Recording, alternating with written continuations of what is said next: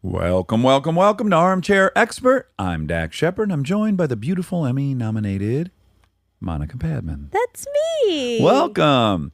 Today we have a wonderful actress, January Jones. Of course, you know her from Mad Men. She was fantastic. She was nominated for 2 Golden Globes for Best Actress on that and a Primetime Emmy Award for Outstanding Lead Actress. She also was in one of our favorite comedies of all time, The Last Man on Earth. Oh, we love it. We love it. And she's got a new show on Netflix called Spinning Out, which, as you'll come to hear, a big undertaking. Yeah. Something I wouldn't be brave enough to try. Yeah, it sounds really good. Yeah, I applaud her. She's so much fun. We had a great time talking with her. So please enjoy January Jones.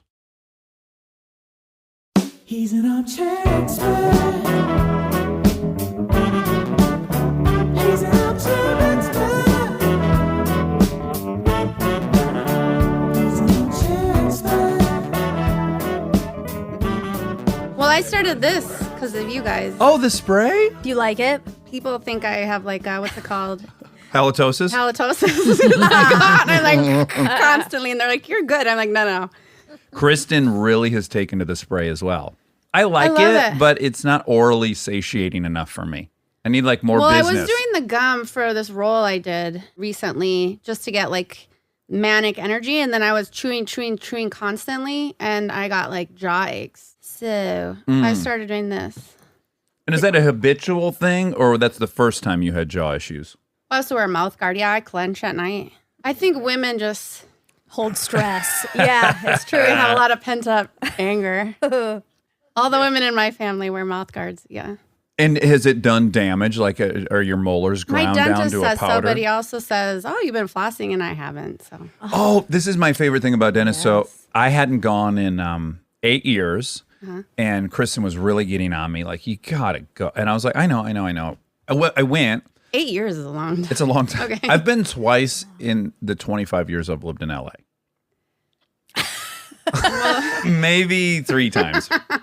But anyways, when I went finally to Dr. Keene, I asked him, he was in there rooting around and scraping stuff. And I said, let me ask you, Dr. Keene, how long do you think it's been since my last appointment? And he really studied it. And he goes, well, I don't think you've been within 6 months, but it doesn't look like it was more than a year. Pretty good. You know, so January, you and I know each other peripherally. Yes. Yeah, we've been around each other. Yeah. You were dating Kutcher long before I knew Kutcher, right? Yeah, we moved out here together. We were like 19. That's 19 or crazy. 20 Out here together? from New York. Yeah, we met on Abercrombie and Fitch campaign, and then I moved to Paris, and I let him stay in my apartment in New York. And then when I came back, I was like, well, you're here. We should just date. And then he got 2 shows, 70 Show and some other surfing cowboys show. Sure. Cowboy And- surfers. Sure. And he was really excited about that one. And I just said, I'd rather not move to Hawaii. LA's cool. That's fine. So he took 70 Show. So you're welcome. Wow. Yes. Wow. For Yeah. real. You saved his life. my Oh, God. sure. Sure, yeah. Oh, yeah. Surfer's cowboy. That would have been the I end don't of his think career. it made it past the pilot. I don't- Yeah. Although maybe he could have saved it. You just don't know. That's true. Maybe the That's missing true. ingredient He's was powerful. Kutcher.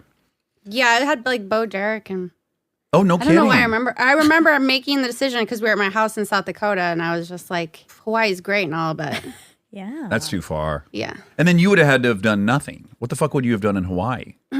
Yeah, because I don't tan. Yeah, I don't know. You don't tan. You don't like I was pineapple. just in Hawaii like a couple of weeks ago. Yeah, we were there over Thanksgiving, though, and it was very heartbreaking that they didn't have mashed potatoes. Oh, they didn't? I kept asking everyone. I was like, it's a buffet. Have mashed potatoes. And they said, we Yeah. don't have those in Hawaii. I feel like I've had French fries there at least. They did. Okay. Yeah. Have you noticed in Hawaii that they're very big on Spam? It's on many of the menus if you go to like just local restaurants. They love Spam there. Oh, I had Spam growing up in South Dakota. Maybe it's did. because you have to get so much processed stuff shipped into islands in South Dakota. South Dakota, I've only driven through one time. Yeah. Yeah. What time of year? July. Oh. July. On a motorcycle. It was heaven. Oh, did you go to Sturgis? We did not go to Sturgis. Oh. We stopped short of Sturgis, but we went to Mount Rushmore. Cool. It is cool. Oh, it's very cool. Yeah. And just the ride into Mount Rushmore is so Beautiful. beautiful. It's a beautiful park. No, you know what happened why we didn't go to Sturgis? It's dangerous. Well, that wasn't my. That's why I wasn't allowed to go. I did this ride with my ex-girlfriend Bree, and we left Detroit, and I had my first Harley, brand new Harley, and we drove to LA, and we went the northern route. And every gas station we stopped at, 3 or 4 men would come up and talk to me like, "Oh, what is that? 2000? Yeah, I had a '79 Panhead and blah blah blah." And then you just get ensnared in like a 45 minutes of chit chat at every single gas station. People stop. love to talk. Yeah, everyone's super friendly. That's nice. That part's really nice, but Yeah. I set out on that trip to ride a motorcycle through the beautiful countryside in summer, not to chat with strangers at the gas station for 45 minutes a stop. So the funniest so thing, you're upset. I was a little sick of talking about the motorcycle. By the time we got to South Dakota, I was like, I've had 35 conversations about the motorcycle, and I'm over it. Okay. And Bree wisely said, "And you want to become famous?" Yeah, smart. Ooh. She like had the foresight to go like, "And you think you have the right personality type to be famous? Because you're going to be talking to a lot of strangers." Yeah, that's a very good point. Yeah, I hadn't. I thought mean, of I it. should have thought about that a long time ago because it's my least favorite part of my job. Yeah, I mean, I'm happy to be here and I agreed to be here, but but very difficult. You're not an extrovert by nature, No, right? at And all. do you get social anxiety? Very much so. So weirdly, I never had it, and then I developed it in this career. Because there's lots of energy. Mm-hmm. And I used to take beta blockers for red carpets and things like that, but then I got better at it. You get used to it. And then it came back again.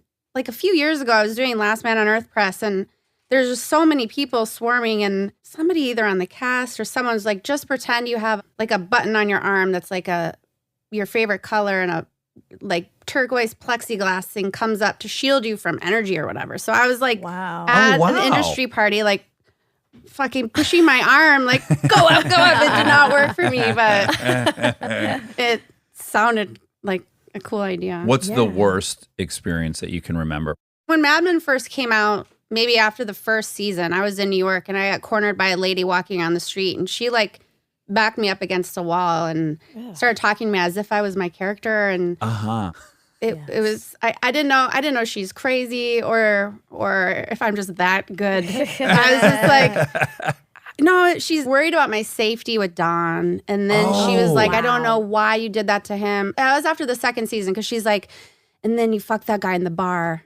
And she's just like very angry with me. Yeah. And then I got defensive and I was like, yeah, he's been cheating on me for the first 2 years. Like, are you kidding me? It's 100 to 1. I'm pregnant and I'm in a bar and it's the Cuban Missile Crisis. Like, let me have one thing, you know? Roll around. Yeah. Oh, But great. And then I was like, I had to backtrack myself and just be like, do you want a picture? Can I go? I was just like, yeah. That seems to be the thing. That's the only time I've been actually like yelled at a ton was when I cheated on my fiance on Parenthood on Twitter. I just got lit up for a month. People like really were angry at me. you didn't write it. No. It's like the weirdest thing. But It is, but what it tells me is that they're very passionate about Yeah. They these love the show so much. the two things are like, oh, that's awesome that this thing is so engaging. Right. That part's awesome. And then for me, it's also like, oh, that cheating thing, that is number one for people. That is the thing that it'll blur the lines between that's an actor playing it and Right. this character they like. Like Well, I think it did just other triggers terrible something things. in them that they have. Yeah, for sure. Yeah. Mm-hmm. I get that. I suppose. I probably have done that, but only to like reality stars, and that's real. yeah, reality Right? shows are real. I mean, I get starstruck often and live very easily, and reality TV stars are just because I think that's it's not scripted, right? I mean, maybe storyboarded, but Yeah. still, like they're doing those things. Yeah. Yeah. So I feel like I have license to bitch at them about. I think the most excited I've ever been to meet a cast was the Jersey Shore cast was like my coming God. into maybe like the Today Show or something, and I was leaving, and I got to just sit and talk to Snooki for like 6 Oh, my minutes, and Lord. I was texting Kristen the entire time, like I'm talking to Snooki. I mean, we were we were just on cloud 9 about the whole experience. I loved it. I love those people. Yeah. Too. Yeah. Yeah, and like Vanderpump Rules, The Housewives. I mean, What's Vanderpump Rules? it's the spinoff of Lisa Vanderpump, who's on The Housewives or was on The Housewives of Beverly Hills. Yeah. Okay. And they all work at SUR or did. They don't know. They all have houses more expensive than mine now, probably. But they were waiters and bartenders at Sir, Yeah. and they're just messy. Mhm. Just messy. It was just good, young good. kids, like Kind of young. adults. I mean, Jax is like older than me, I think. Really? Yeah. I'm not really. I wasn't too. I really liked Real Housewives of Beverly Hills, but I didn't foray into Vanderpump. Well, Rules, they did really. it in such a genius way where you're watching the finale of Real Housewives of Beverly Hills, and all of a sudden the characters go in the kitchen, and all of a sudden you're in the kitchen of the restaurant, and then you're just tied into this other So story, and it's smart. just like, whoa, I just got roped into 2 hours without even true. realizing Oh, it. that is genius. It was. And then I was in. Yeah. And Yeah. ever since. What's great about it is like Monica was a phenomenal student. She's very, very intelligent. And yet her relationship with the Bachelor is something I've never seen. Like Girl, we were at do a you love hotel. it? Love it. I haven't watched recent seasons, which I'm embarrassed to say as a fan, but the older seasons, I have some of the episodes downloaded on my computer so I could rewatch. We were in at a hotel in Turks and Caicos. Mm-hmm. And Monica like turned white. Like Which is really hard to do, obviously. her dream come true. It happened. Maybe that's why you like them so much. Maybe. He's got to always be with them. But yeah, there was a bachelorette, or I don't even know how you say it. Old bachelor, Jason Mesnick. Do you remember him? He was a bachelor and he picked Melissa, and then he, after the final Yes, rose, yes, switched to yes. his second choice, Molly. That's happened again recently, by the way. I heard, yes. It's always good to have a backup. Well, yeah. So then he It's called second place. second place, Oh, okay. and Molly and Jason were there. They're married now, still, and they have a kid, 2 kids. Wait, that was like the first one. It was early on. It wasn't first. I want to say it was like 8 Or I don't remember 12. Molly. What is there, 30-some seasons of it? by now, for sure. Or more if with not Bachelorette and Bachelor in Paradise. I watch all of it. What was yeah. so adorable So is that Monica not only lost her shit when she saw them, she then launched into like she was checking in with their social media to see like if they were eating at the same restaurants. Which house they were at. Oh, so you were True, fully like- stalking them. Yeah, I was. Yeah. Cool. I was. Like Veronica Marsing it. Like you were really mapping Another out dream. all their moves. Yeah. Well, I got so into The Bachelor one season that I was Instagramming things, and then Interview Magazine called and asked if I'd write an article about the season finale. And then I did a bit for Kimmel where I was like reporting live from via my dining room or whatever. Yeah. And got super into it. And it was one of Nick's seasons. He did several. Sure. And I was just blasting that guy. And then I went on Corden and did the same thing, different story, but that's all I had to talk about Yeah. at that time. I don't know if maybe I just It was a was big bored deal. with the show I was on. I don't know what I was there to promote, but ended up talking about The Bachelor. And then Nick slid into my DMs. Yes. And he's like, I'm so sorry that your perception of me is so negative. I'd love to take you out to coffee and see if I can What? change your mind. And I was Yeah. squealed. I was like, Oh my God. Did you go? so I was like, I hate that guy. My sister's like, if Give him you a don't go, chance. you will forever regret it. So I agreed to go on a date with him. Yes. And as I met him, or to drinks or whatever, and as I met him, I was rounding the corner and I saw him, and he has a very distinct walk. And I had this instinct to like run up to him and wrap my legs around his waist, you know, like they do. Oh wow. They I do it I on saw the it show. myself. I saw Yeah. it myself. He's so sad that you stopped yourself, by the way. How did the date go? It was good. All I did was grill him about the show. We went on a couple dates and then Oh, yeah. He's 'Cause- so lucky. He like really Well, parlayed this into. No, I was about. I'm so glad you just started telling, but I was gonna say, you've been single. Why not date those? Because like if I were Well, like we no. love this show. Let me tell you something. We love the show. What is it, Monica on MTV? Are You the One? Are You the One? Do you watch that? No. It's phenomenal. And every season, I am attracted to at least 2 of the 10 girls pretty profoundly. And certainly if I was single, I would go out of my way to have gone on dates with some of those people. yeah, but I don't just want to hook up with them. Yeah, that's Yeah. the boy-girl thing, Also, isn't The it? thing that attracted me to Nick was that he seemed like, I mean, he was cast as the quote unquote villain, but he Yes. was actually, he had a bit of a brain, Yeah. you know? So there was something else there. Right. That's all we were talking about, really. Yeah. But I got a lot of juicy inside stuff. I don't work for ABC.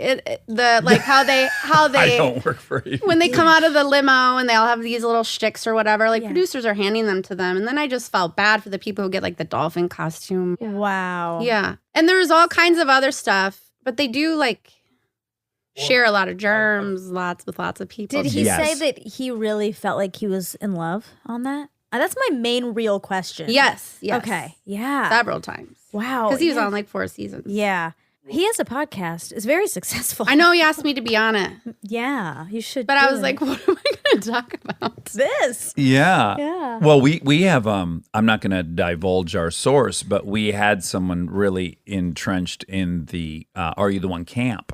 Okay. And some of the stuff he told us that was happening sexually in that house was like one guy, like, this is going to get graphic, so plug your ears if you're timid. Sensitive. You're there was some digital insertion in a shower. Mm-hmm. He was a very muscular guy, and the digital insertion then evolved into him lifting her up off the ground, and like 10 people were watching the monitors. It was all being, and everyone was just like, "What's happening in that shower right now?" And I think that He's was strong. pretty very strong. Very. And she was in ecstasy, so don't worry about her. Okay. Because I'm a little concerned about the anatomy here in the story. Yeah. But everything, I guess, was I on saw the something up and similar up. on Temptation Island. There was some like threesomes, and you just wonder like who, like the PA, like who's sitting behind the camera or like Exactly. just watching that. It'd Well- be so weird. Do you ever see the movie Colors with Sean Penn and ages Robert ago. Duvall? Yes. There's a moment, and Sean Penn's a young police officer, right? And he's really tenacious and wants to go do everything.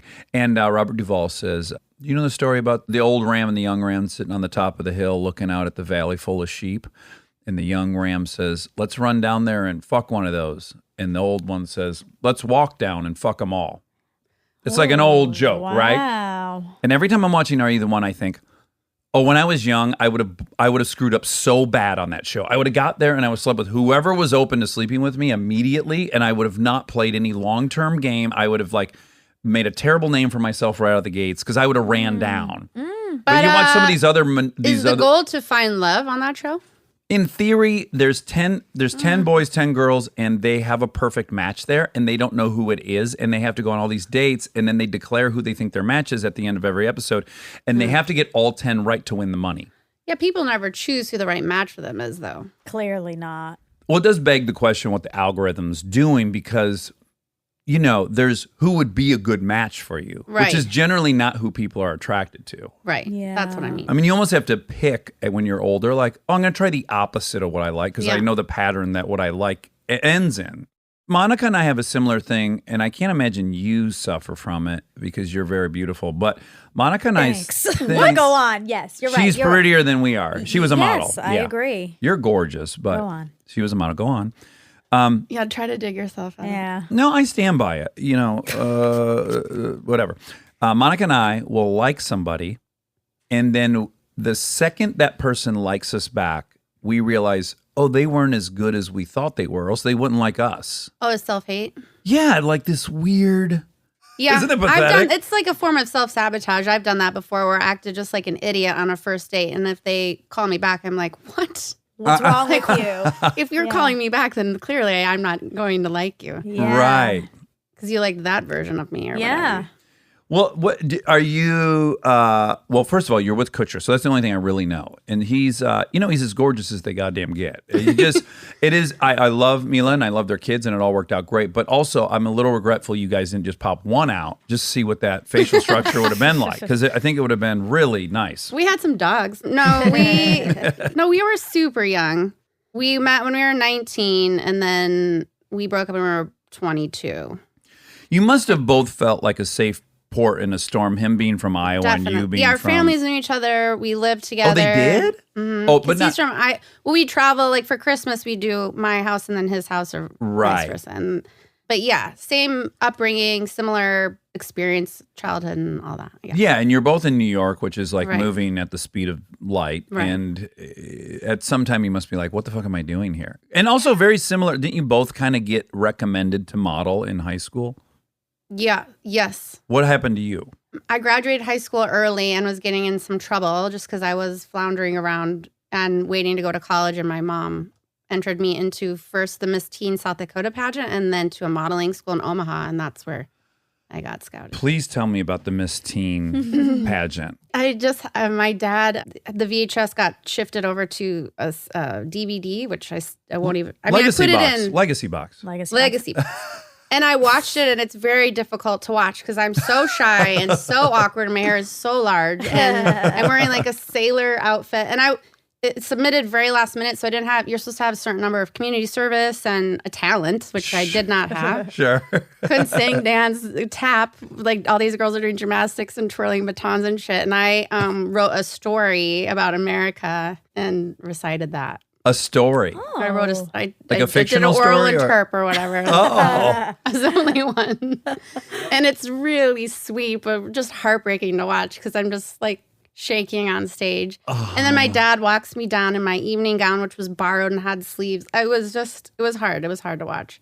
I didn't place. You didn't place. No. What was the vibe backstage? Was it like cutthroat or was it supportive? I don't remember it being cutthroat like you see on TV or whatever. They did.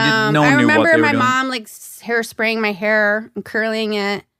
I just remember being super nervous and kind of bummed to be there because everyone seemed so intimidating and more accomplished. And Yeah. Well, that probably wasn't their first pageant. oh no, Yeah. They start young. the girl that won was Chasten Anderson, and she was gorgeous and went to a different high school than me. And she, I don't know. I wonder where she's at. I feel like if you name your child Chasten, you know she's going to be in teen pageants. Yeah, you have Right? You have plans. you have for a her. path for her. Yeah. Yeah. Although I'm January Jones, like I could be Well, here's what you and I stripper or you and I share this in common, which is you have Bradley Cooper's birthday, I know. and I only know this because I'm 3 days before Cooper. I'm January 2nd. Oh, you are?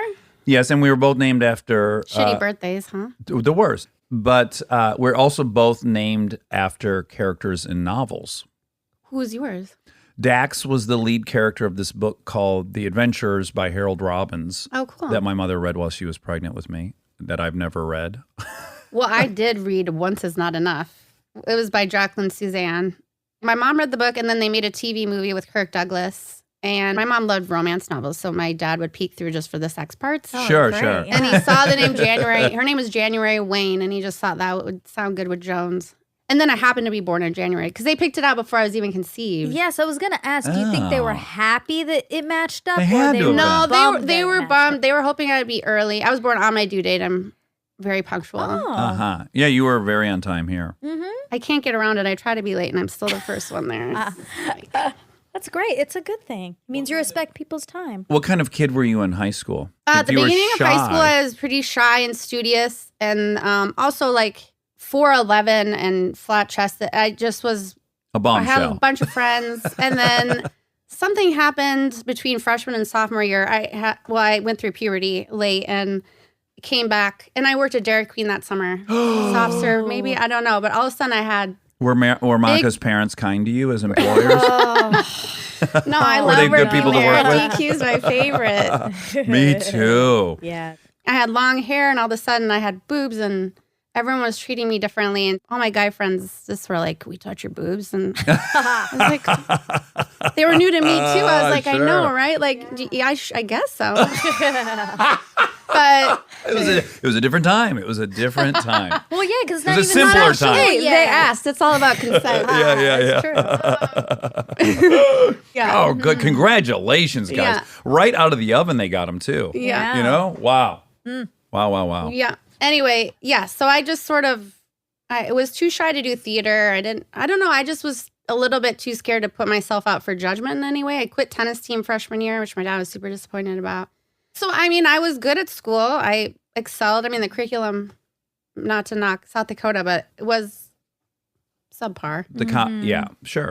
So I'm I'm the product of a real average school as well. Yeah. So I whizzed through school and then graduated a year early and was like getting stoned and drinking too much and Sure. getting in trouble. I never went to jail. I mean, knock on wood. But like getting pulled over and there's beer in the car and people are in trouble and No, the one time I got pulled over, I was drinking after school. I skipped school and I was racing past another school and a cop pulled me over, but he didn't have any tickets with him. Oh, Oh, wow. shucks. Wow. So I was like, so can I go? And he's like, yeah. That's, He didn't grab his ticket. Okay, I've never look, heard that story. He did have tickets, Oh, but and he he just wasn't going to wanted- give you a ticket because you're a cute girl. With big, No, big he was knockers. really looking for his tickets. He was in his car for a while. No, one time I stole cigarettes from the grocery store where my dad like knew everyone there, Randall's. I went in to get like laundry detergent, a couple other things for my dad and mom. And while I'm here, I'll just grab this pack of cigarettes. And I paid for the stuff, walked out. And then the security guy came running out and pushed me up against my car. And he's like, give me the cigarettes. We saw you do it. And I was like, here, yeah, fine. He's like, I'm calling the cops. And I'm like, you just take it. Here's the money too. Like, whatever. Like, it's cool, dude. I just forgot to pay. Oh my That's God, all. it's like $3. And he's like, no. And he was like kind of manhandling me, brought me back in the store, called my dad, called the cops. My dad was mortified. What did he do for a living? He was exercise physiologist. Oh, I know this. He's a trainer, well known around town, and super awesome guy. Does he have a physique to kill for? To kill for. Wow. Still. Oh, Yeah. that's How old is great. he? 64. Does he have an Instagram account? He does. He does. Oh, we'll Yeah. have I to want to take look. a Is he peek. ever in swimwear in it? Lots of fluorescence. Boom. I can't great. wait to get a peek. Yeah. And he's Lot of- tall, I'd imagine. Like 6 foot, yeah. Mm-hmm. Mustache. Where's the crazy height come from? Everyone How in my tall's family- mom? 6. Oh, no. She's 6'7". She's 6'2". Dad's 5'11". She's like my height or an inch shorter, I guess. Okay. I'm the tallest of the 3 daughters. How tall are you? 5'7" or 8. Okay. And I guess that's not crazy tall. No, that was an yeah. exaggeration. I think because I know you're a model, I just assumed you were 5'10". Oh, no, I was too short. In the modeling world, I was really short. Oh, you were? Yeah. But anyway, I went in and the cops came and the guy was telling everyone how bad I was and what I did. And my dad's sitting there. And he told me later it was the only time he ever wanted to hit me because I was just like mouthing off to the cop and the guy. And I was like, you know what, dude? I was like, I'm glad you got your kicks for the day. Like, I hope it was nice feeling up a 17-year-old girl. Did that turn you on? I was like, is that what this is about? And my dad, I just saw my dad's head was about to explode. Oh boy. I got in real big trouble for that. Stay tuned for more Armchair Expert, if you dare.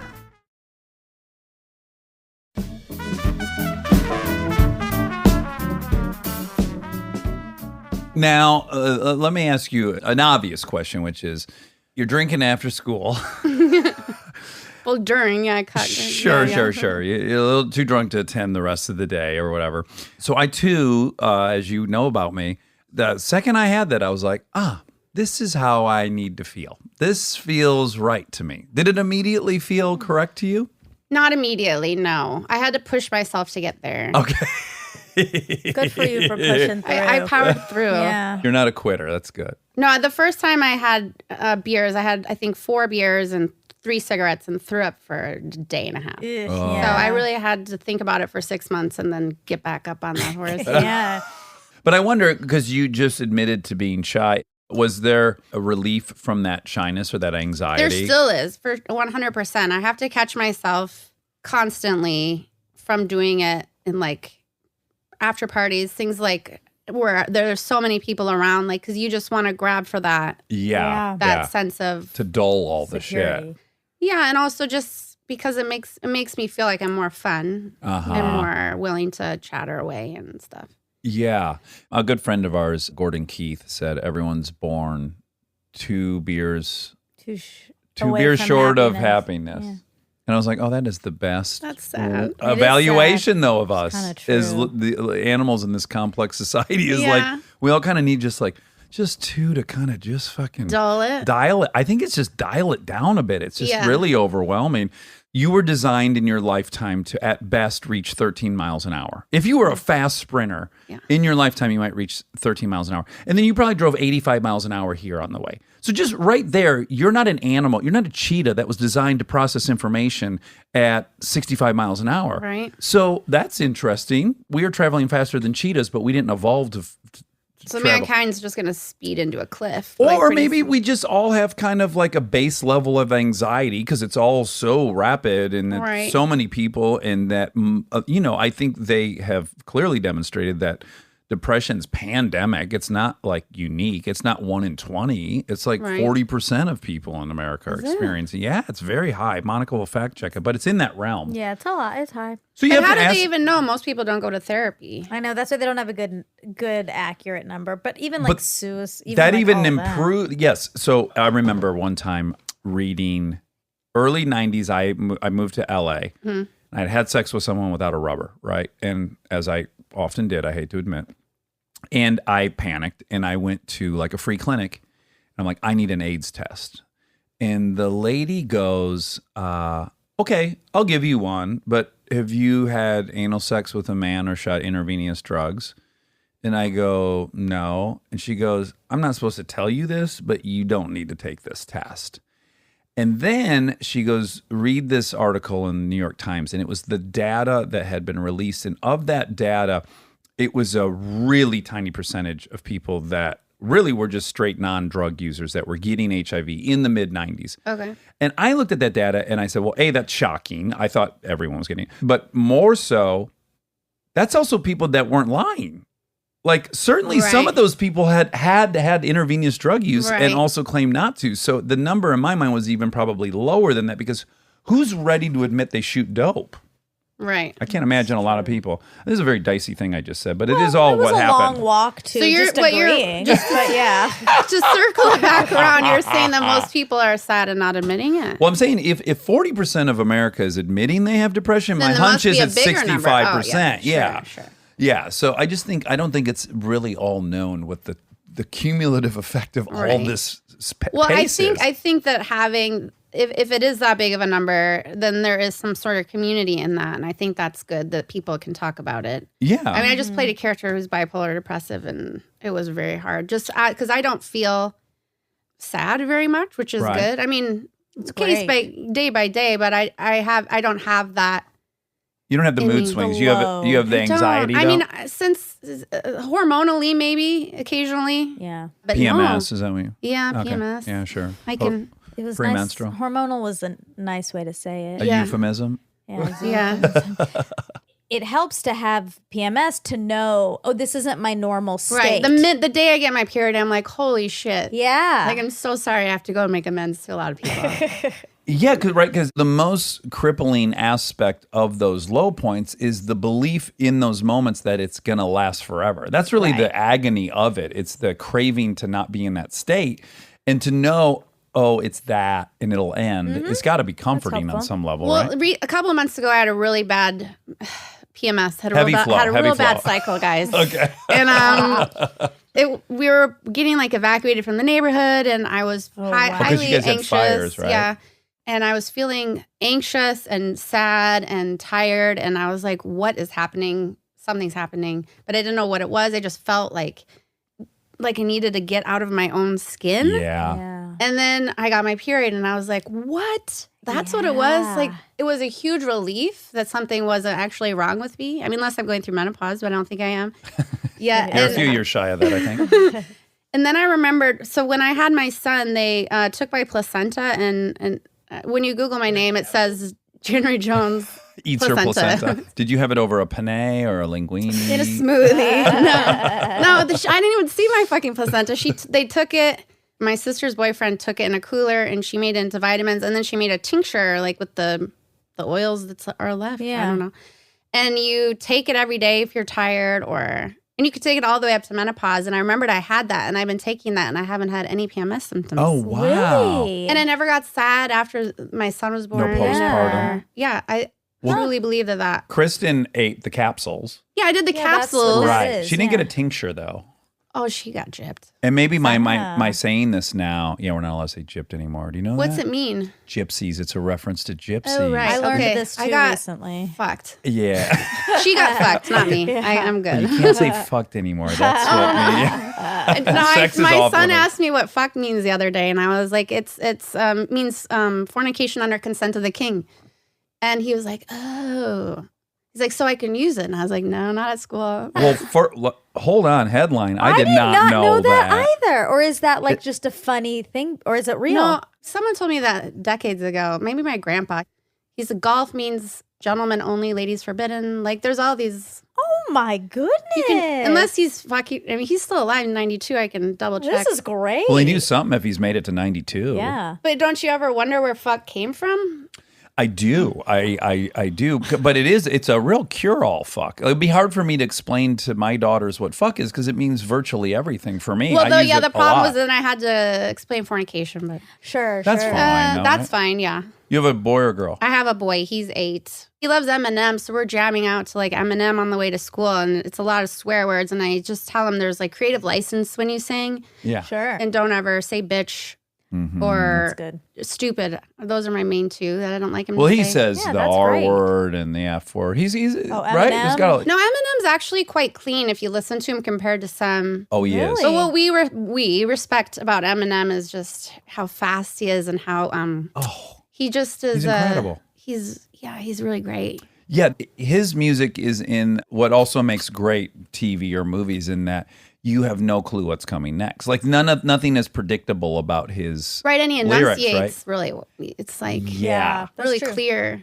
He even says that in this song we were listening to this morning, "Lucky You." He makes a joke about rappers now that he's like, blah, blah, blah, blah, blah, can't understand me, whatever, you know. Oh, he throws a little shade. Yeah, and then he says, "I'm throwing shade." Oh, Wow, he's just Yeah. on top Oh yeah, of he's it. on top. Self-aware. You can't get him. You can't get him. Self-aware squared. Yeah. Do you mind? See, I personally don't mind having those conversations with my girls. Do you mind? No, I love him to ask questions. I love him to be able to talk to me about anything, and I try not to ever lie. I mean, I'll be brief about my explanations. I won't elaborate if I don't feel like I need to. Yeah. Because he's a boy and I raised him by myself, I want him to be a little feminist but just have someone that's not going to pander to his emotions too much, but also let them out if he needs to. Yeah. that's great. Yeah. But it's hard. It's a hard balance.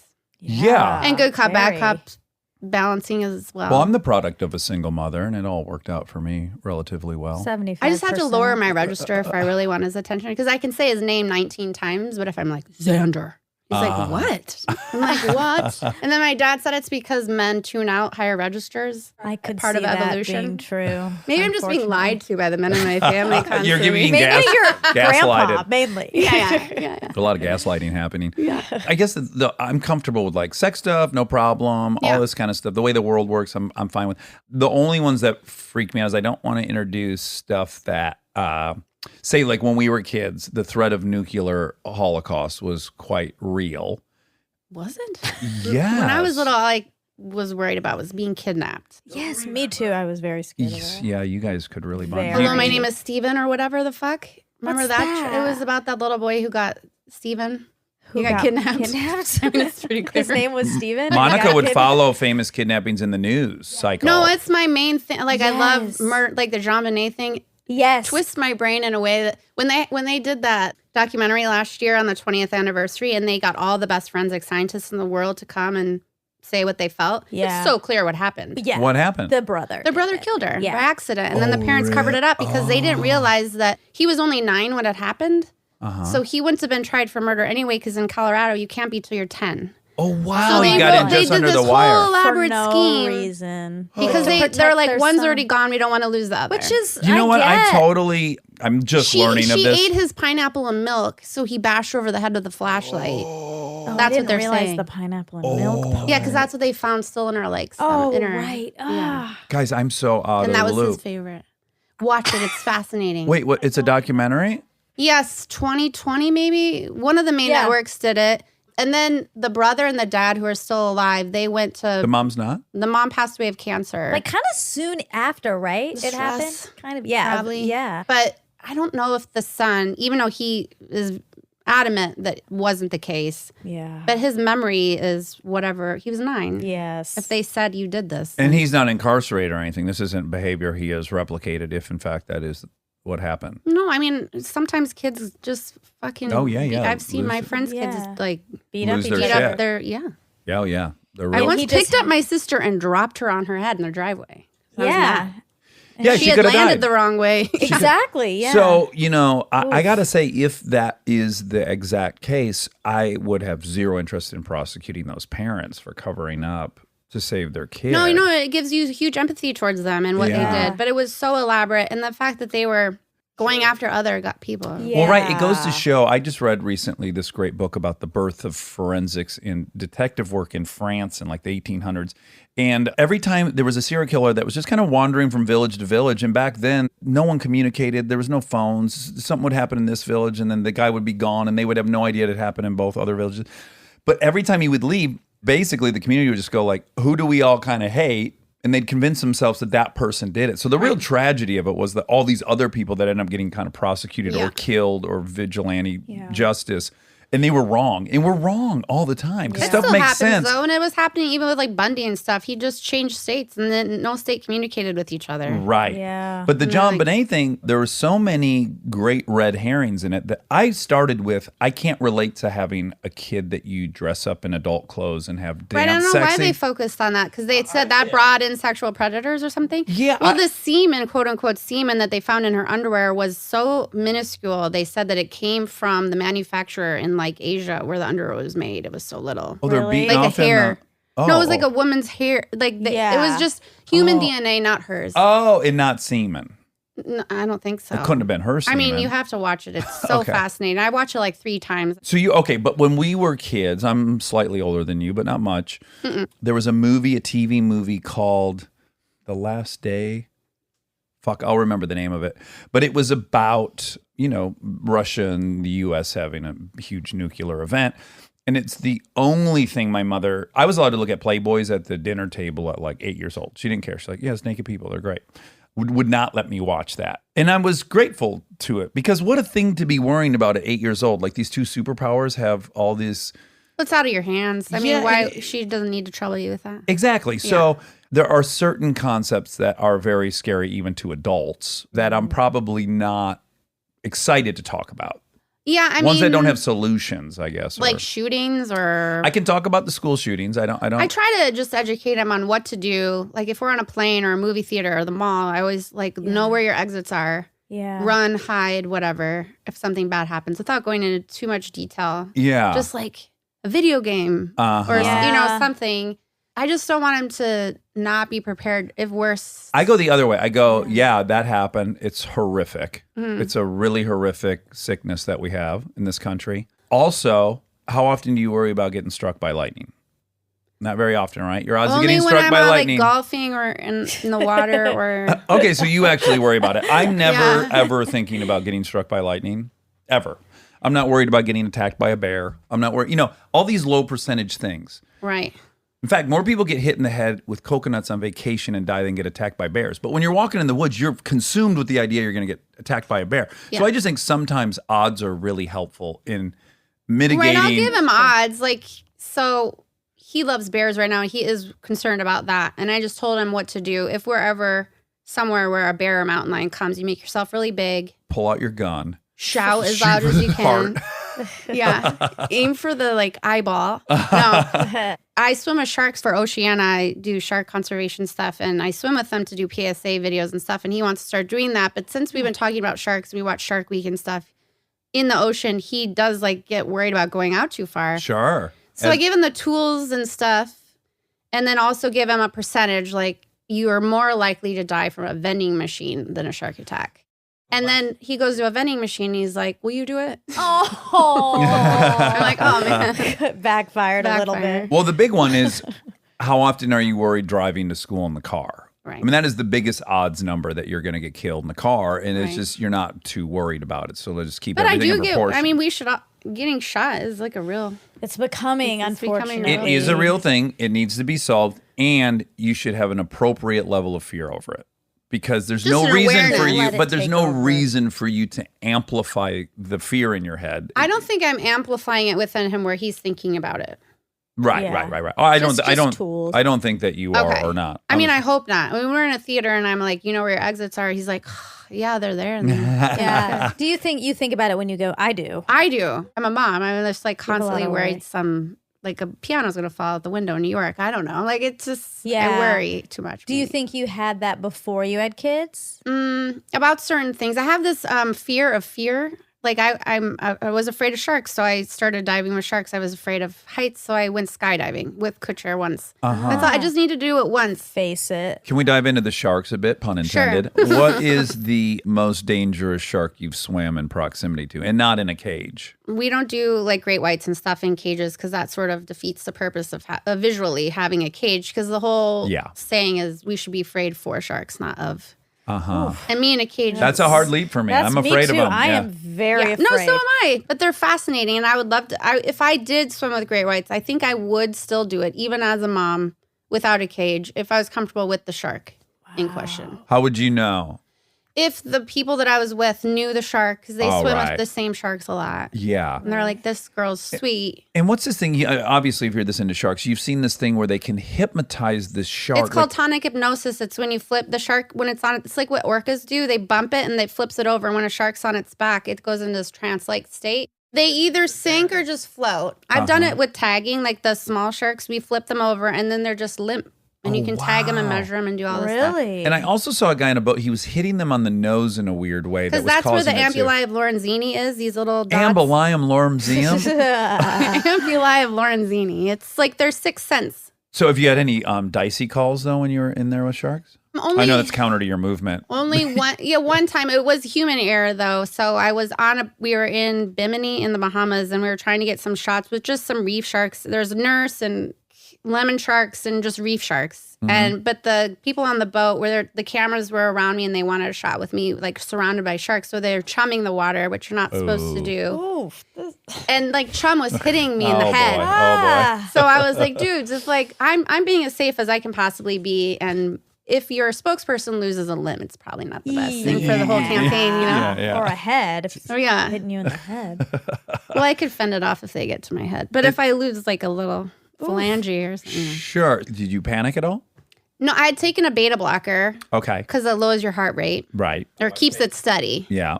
And that's amazing for shark diving Oh, I bet. because they sense your heart rate rising and that's when they think you're prey. Oh my God. Hold on a This second. is How can horrifying. they sense your heart rate? Might have something to do with the ampullae of Lorenzini. Oh, yeah, she God. said it's their sixth sense. They can sense fear. You know how people, well, I won't speak for everyone. I have, of course, had the fantasy of taking on a French lover. I've never got to do that. Oh, me too. Right. And I want them to speak French the whole time. Like, it's so sexy. I think if I went on a date with you and I learned that you could say that word, I would really want you to say it as often as possible in a romantic setting.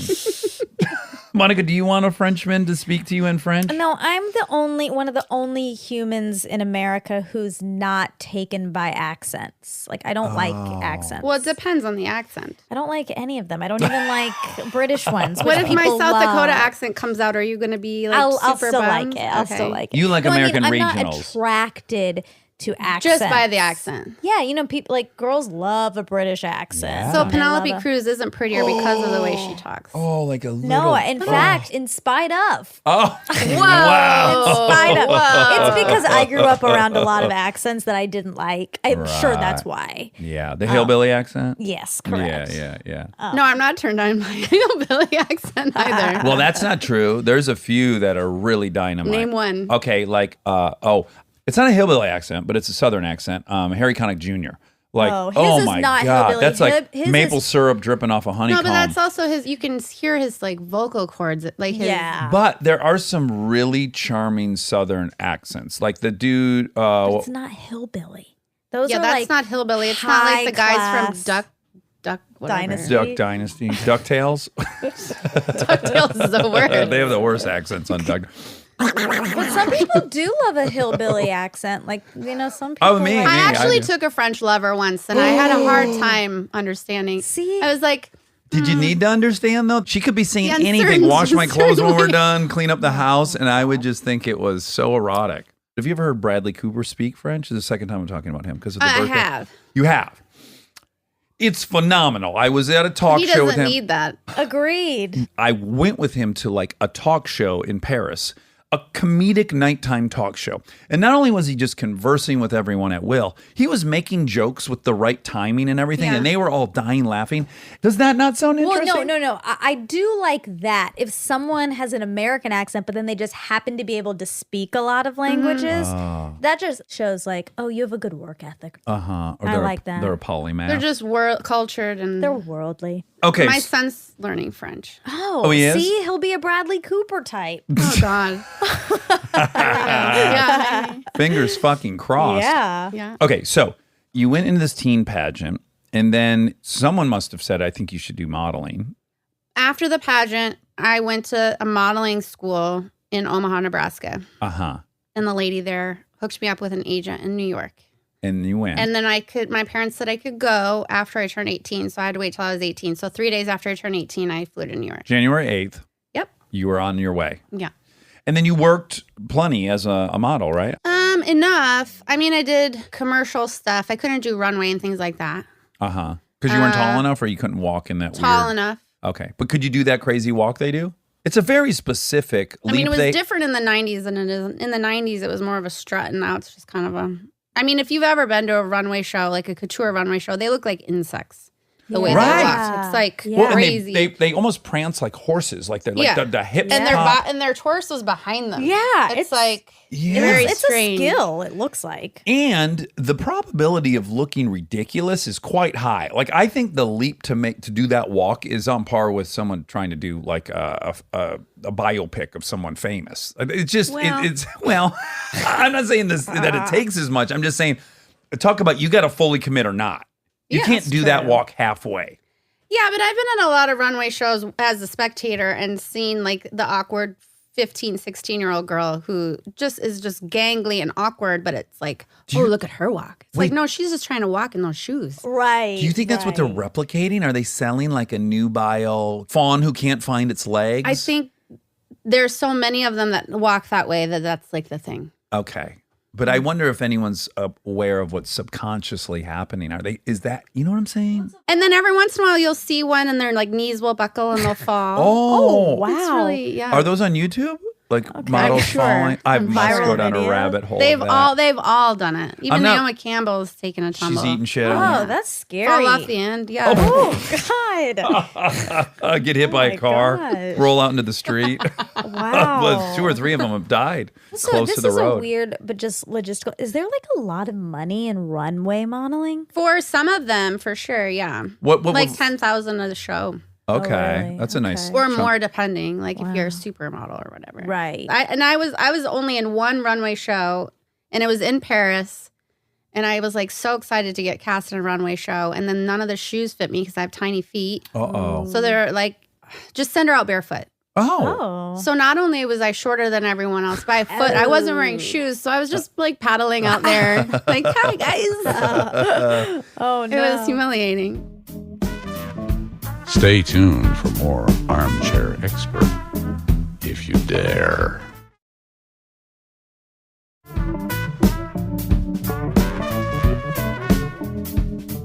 Okay, so you end up in New York. You meet Coach Doctor. When does it transition into acting? Even before I got here, I was trying to do like commercial work here. So I go back and forth. And I met my commercial agent, Robin Levy, here. And she was on the same floor of the building as what was Jimmy Miller. Oh. And so she introduced me to Jimmy Miller and Paul Nelson. And they took me on as a project. I met Jimmy, made him laugh. And he's like, let's see what we can do with her. And I started working like right away. And No kidding. never had to take a supplementary job. Oh, that's is lucky. Yeah. Super lucky. Right. Jimmy was my manager for a short period of time, He's and funny. I adore him. Yeah, he's great. And they're still my managers. Well, they still are. Cool. So, can I just ask, when you read the pilot of Mad Men, Mm-hmm. was it obvious to you that it was Mad Men, or was it like, I don't know, this is good, but The writing was beyond anything I'd ever read before. It was so good that I didn't think anything would happen with it, I think. oh, meaning it wouldn't get made? I didn't think it would go beyond the pilot. None of us did. Because also AMC had never done a TV show. So it was just a very big risk. So much so that I was willing to take it.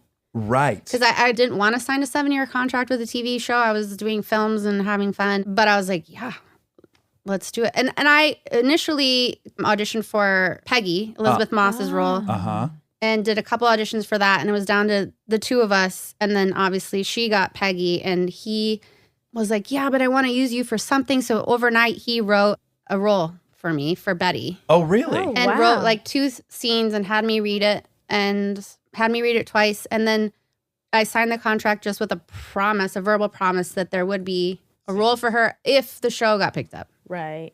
That's risky. Sometimes it doesn't It was pan huge. out. It was like signing a 7-year contract with just a promise, not even knowing if I liked the show or the character or any. It's just That's also amazing though, because she's a enormous. well, and part then of the AMC show. once it did get picked up, AMC and Lionsgate were super resistant to showing Don's domestic side. Oh, interesting. Because they thought it would when make when the you second not like script- him. I don't know. But I that's would the imagine- whole point of the show. It humanizes him a bunch. Yeah. Like without that, had we never seen that part of his life, I don't think he would have been as likable. Well, it could have gone either way. You could make him either more sympathetic, or you could meet Betty, fall in love with Betty, and start hating the lead of the show. Like, why is this guy cheating on her Yeah, nonstop? but- I mean, it's Well, risky. it goes back and forth. I mean, people mostly I feel like sided with Don. Well, that's the nature of story, right? Whoever our expressed hero is, Right. we don't give a fuck. Right. I was watching. Did you watch Loudest Voice on Showtime? It was the Roger Ailes story. Okay. You know, personally, I think Roger Ailes was a vomitous human being, and obviously politically, I don't think like him.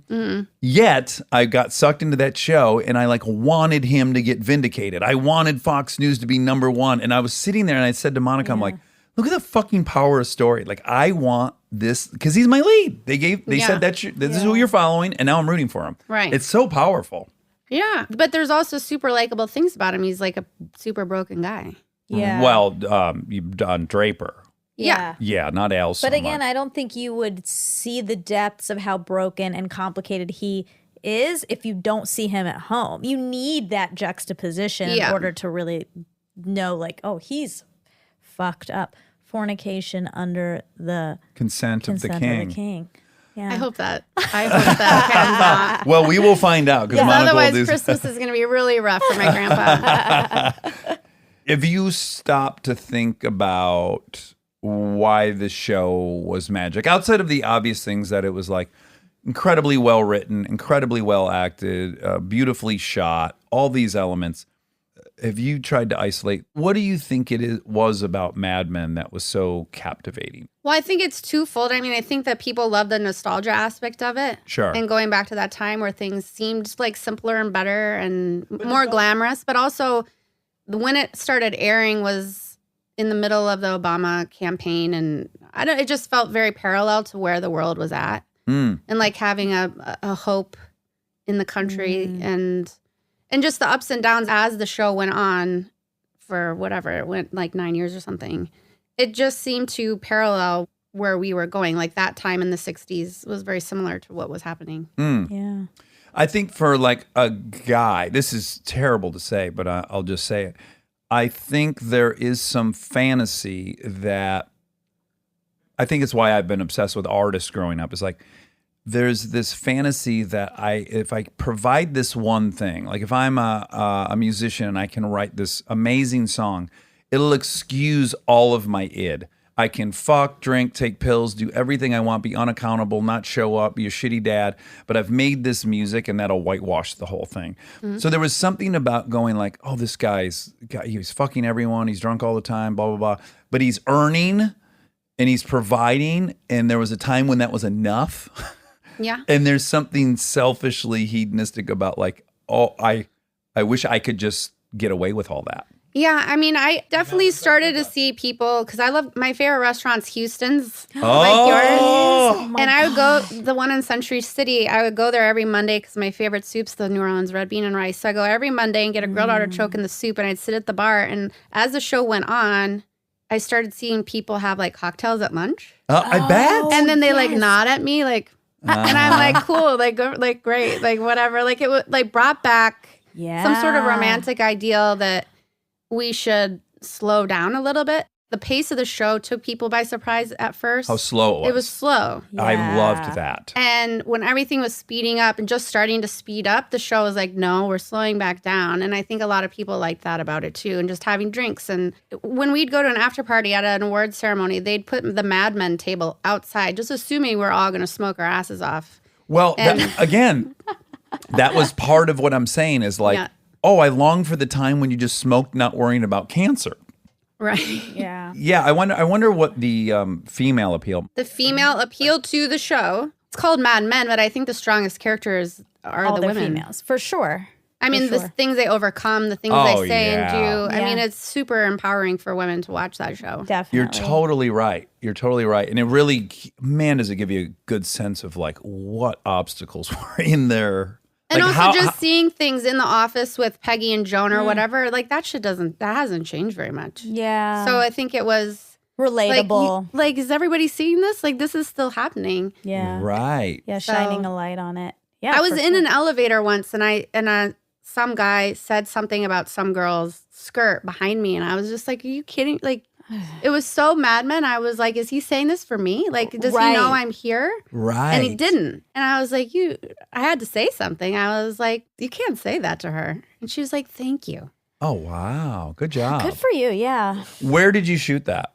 We shot it here downtown, LA Center Studios, because we had to build all the sets. And we used Pasadena for the Austining, New York. Mm-hmm. And then we used the Biltmore a lot downtown, a lot of like Musso and Frank. We used a lot of old places here. And then the exterior New York stuff was just computers. Right. Mm.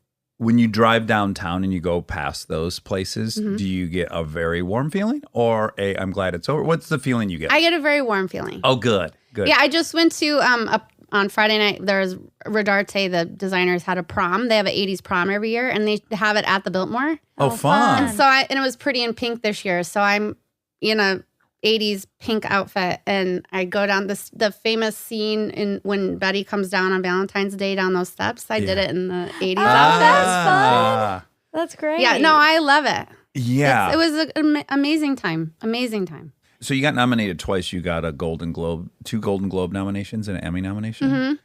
I guess tell me what that experience is like because I've obviously never been nominated for anything. That's not true. We won a podcast award. Okay. I'm very proud of it. But Yeah, other than and that, much deserved, by the way. I mean, it was unexpected. I just didn't. When we first got our first Golden Globe nomination, it was the year of the writer's strike. uh-huh. So there was no ceremony. Oh, So we what just a all bummer. got together at the chateau, and then we were listening to it on the radio. Like the Okay. things come in. And John won Best Actor, and the show won Best Show. So we're like, oh my God. Oh, no. We for sure are getting another I think- season, right? Yeah. That's What? more fun in a way. In Yeah. a way. It was, He won, but he didn't even get to like accept it and make No. it. Oh my gosh. so, but it was really fun. It was a really fun party. And then after that, we always had our parties out there afterwards. It just snowballed into this big thing, and all of a sudden people were watching. Because after the first season aired, I remember I was on the 405 and I got a call, and by 405 and Sunset, I have such a vivid memory. And this woman says, "Hi, Miss Jones, I've got Jack Nicholson for you." And I was like, "Sweet." No. You're like, okay. I did a movie with him called Anger Hi, Management. JJ. And he was always Watching your super. I played a lesbian porn star in Anger Management, but we would always just come over, and he noticed that I wasn't going to look at my takes. Uh-huh. He's like, "I see you're not watching yourself," and I'm like, "No, I can't. I don't." He's like, "Well, I used to be that way too. I'm not going to do the voice because I'm my own worst critic, which I think you are too." And I was like, "Yeah." And he's like, "Well, just go and look, and then you can change it. You don't have to listen to the director." And I was like, "All right." Ah. And then, and then he called and he just said he had watched the whole first season, not realizing it was me until he bothered to look at the credits and was like blown away. And he wanted to call and say nice things, and he did. And he said if I ever wanted like a mentor, like if I ever wanted to have advice or whatever, I should talk to him. So right after that, I did the cover of Interview magazine, and they always have a celebrity interview you for that. Yeah. And I was like, well, it'd be so cool if Jack would do it. And they're like, yeah, no, he wouldn't do that. So I called him, and he's like, yes, I will do that. Oh. So he set up nice. this whole thing at his house, sort of like this, except he just had a little recorder, and it was just us two. He didn't want anyone from the magazine there. He had a whole stack of questions sitting there, Wow. and lunch and stuff. And he had all these questions. So lovely. And he's like, I just want you to know the reason I did this is because I just don't want you to tell people too many things about you because then they won't believe you in the role. And if you have to do press, which you shouldn't, Right. Oh, but I know wow. you're contractually obligated, that you should just either lie or just be very brief and mysterious. What advice? Interesting. And so he would ask me a question, I would give a brief answer, and then he would go on to tell me a corresponding story of his own that went on for like a half an hour. He's like, so you like sharks? I'm going to tell you this story. I hate sharks. And I went, so I had to go out and I swam from Point Dune all the way out to the buoy and back. Didn't get attacked and I'm fine. And then he had all these stories and I was like, and he cut it all out, all his own stories, of course. Yeah. But it was a really cool thing that he did. Well, let me ask you something, though. Is there any part of your brain that's going, he wants to sleep with me? No. Maybe I should. But he never. they He work never. I together. never got that vibe from him. Only recently at a dinner party. It was only a couple years ago.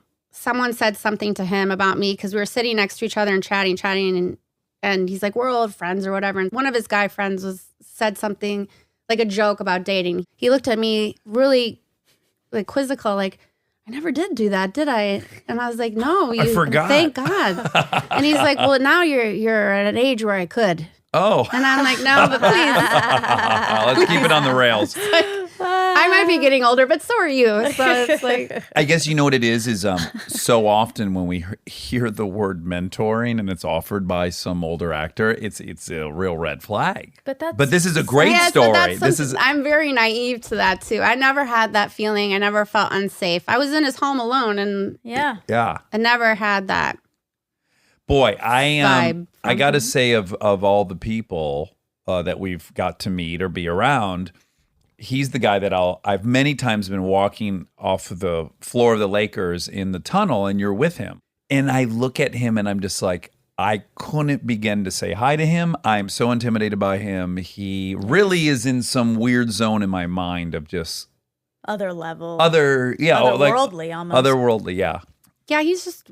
A normal dude. I was gonna say he's a regular. He's not a regular guy, but he has been very helpful to me. Because after Mad Men ended and I got the offer for Last Man on Earth, it's like I was just like, people are only gonna remember me as Betty. And he said, "Is that the worst thing?"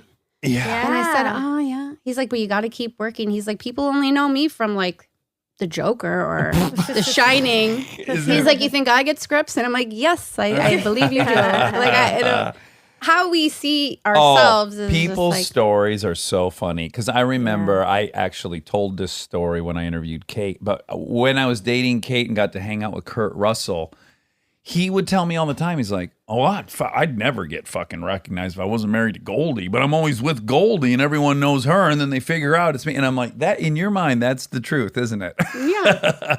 And we just see ourselves differently, I guess. Yeah. You know what's funny is I actually thought of you. I thought of you when you started Last Man on Earth.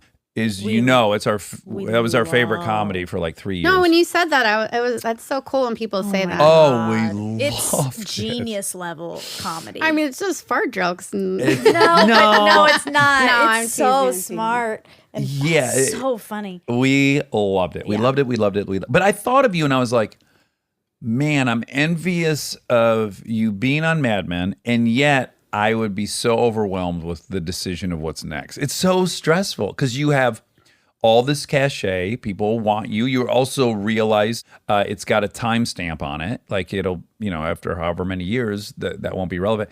It's just a stressful time to make a decision, isn't it? Yeah, I mean, my agent pushed me into that a bit because I got the offer for Last Man while we were still wrapping up Mad Men. And I was super scared to do it. Yeah.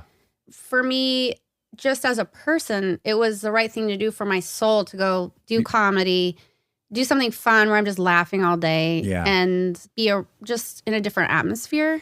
And then when they said it shoots in Chatsworth, it was like 20 minutes from my house. I was like, sold. Yeah. Sold. Yeah. Which is pretty lazy. Yeah, I where it suppose. shoots is everything that's for huge. Yeah. Kristen and I. It's just not an option for us to be gone for 8 months of the year or whatever. Yeah, the show I just did shot in Toronto from January till May, and it was so cold and so foreign. And to bring my son, take him out of school, it was just very hard all around. Yeah. What was that? Not the politician. You were No, on the the politician. politician shot here. Okay. So that Which was was easy. great. And I wasn't in very much of it. So that was a breeze. But this one was Spinning Out, which comes out January 1st Okay. on Netflix. Okay, Spinning Out. And what's This it about? is about figure skating and bipolar depression. Of course. That'll. Of course. That old trope. Boy, I've seen that 1,000 times. Classic. If I got to watch one more goddamn series about bipolar figure skaters, I'm going to. It's juicy. Do you have to skate in it? I play sort of like a Tanya Harding as a mom. She was an ex-figure skater, and I have 2 daughters. I don't know. If I get a job where I don't have to slap my kid, we'll see what happens. That's your career goal, is to be in something you don't abuse a child on. You're the lead. You're the big fish. Yeah, Yeah. How do you like that? I don't. Yeah, right? Let's talk about that. It's just a lot of pressure. Yeah. So not nearly on the scale as yours, but when Parenthood ended, I'm like, I'm getting offered now to be the only person or Right. one of 2 people and things. And I was like, I've done this before. I've made these mistakes before. It's like I was in an ensemble without a paddle. It did great. And then I immediately needed to be the lead of something. And then, I've never had that wish, ever. I mean, I don't know that I have the motivation or the drive to want to be that person. I'm not married to the job enough to really want to worry about that. is that something that is a product of having a child, or have you always been this way? I've always been that way. Oh, It wasn't something that I ever aspired to be in a real way. right. If I failed or had a bad audition, it rolled off my back. Oh, it didn't bother me. That's It helpful. was like, because there was always a reason, whether it was told to me by my agent or manager or whatever, they're like, you're not right for this because of this. And I was like, sure, that's fine. I never went home crying after something. It's also the truth. I try to tell this to Monica a lot. Not that she's not listening, but the fact that you were up against Elizabeth Moss for Peggy, I can't imagine you being Peggy. Because No, me neither. Can't imagine anyone other than Elizabeth Moss being Right. Peggy. you might have delivered it absolutely perfectly, but then just the packaging, you're like, well, I don't know that all this other story we're going to tell on top of it makes the exact same sense. Nothing to do with your performance at all. It's just No, like, Matt oh, is Weiner this- said it more succinctly. It was just said you're too pretty to play Peggy. right. Well, that's direct. And that can just, But am I supposed to be upset about that? Like, I don't know. No. Then write me something interesting where I can look the way I look. I don't know. Yeah, but most people leave those auditions and they did what they wanted to do, and then they don't get it. So then they start thinking like, well, maybe the thing I think I do well is not it, and I need to refine what I'm doing. And I'm like, no, if you know what you're doing, or you can find your voice and be you, leave it at that, and then you're going to be right or wrong for some stuff. I wouldn't redraft. Well, I always just had in the back of my mind that I wasn't going to be in this job for very long. Like, I'm going to do this. It's going to be fun. And then I'm going to go and be a marine biologist and get married and have kids or live with my parents or whatever it is. Like, I wasn't worried about plan B. I had my things that I could do. Or a meteorologist. Like, I had all kinds of things I wanted to. I can still do, by the way. Yeah. Have you ever TBD. guessed meteorologist? No, but I used to be obsessed with Unsolved Mysteries. Robert Stack, remember? Oh, Unsolved Mystery. Yes, I was scared of that show. I wanted to be that guy so badly. I just was like, January Jones reporting live from the eye of the tornado. Like, I just wanted to be By solving the those way- mysteries. I have to know. It kills me. By the way, if my weather woman was January Jones, I would call bullshit. I'd be like, that's not her name, January Jones. Like, As a all of a sudden, weather if That's a you're good name. What about, what's his great name? name. Dallas Raines? Dallas I mean, Raines. come But on. again, I immediately go, he made that name up. But he may really be named Dallas Raines. I doubt it. But what if he was? Or there's another guy like Stormy Daniels or something. No, that's the prostitute. She should become a meteorologist. Yes, There's that's a Stormy not her real somebody. name. That's like the name of her street and her first pet. Right? Exactly. Oh boy. Oh boy. No, if I renamed myself January Snow, that'd be good. Okay. Do you like Keith Morrison? I know the name. What is he? He's one of the lead guys on Dateline.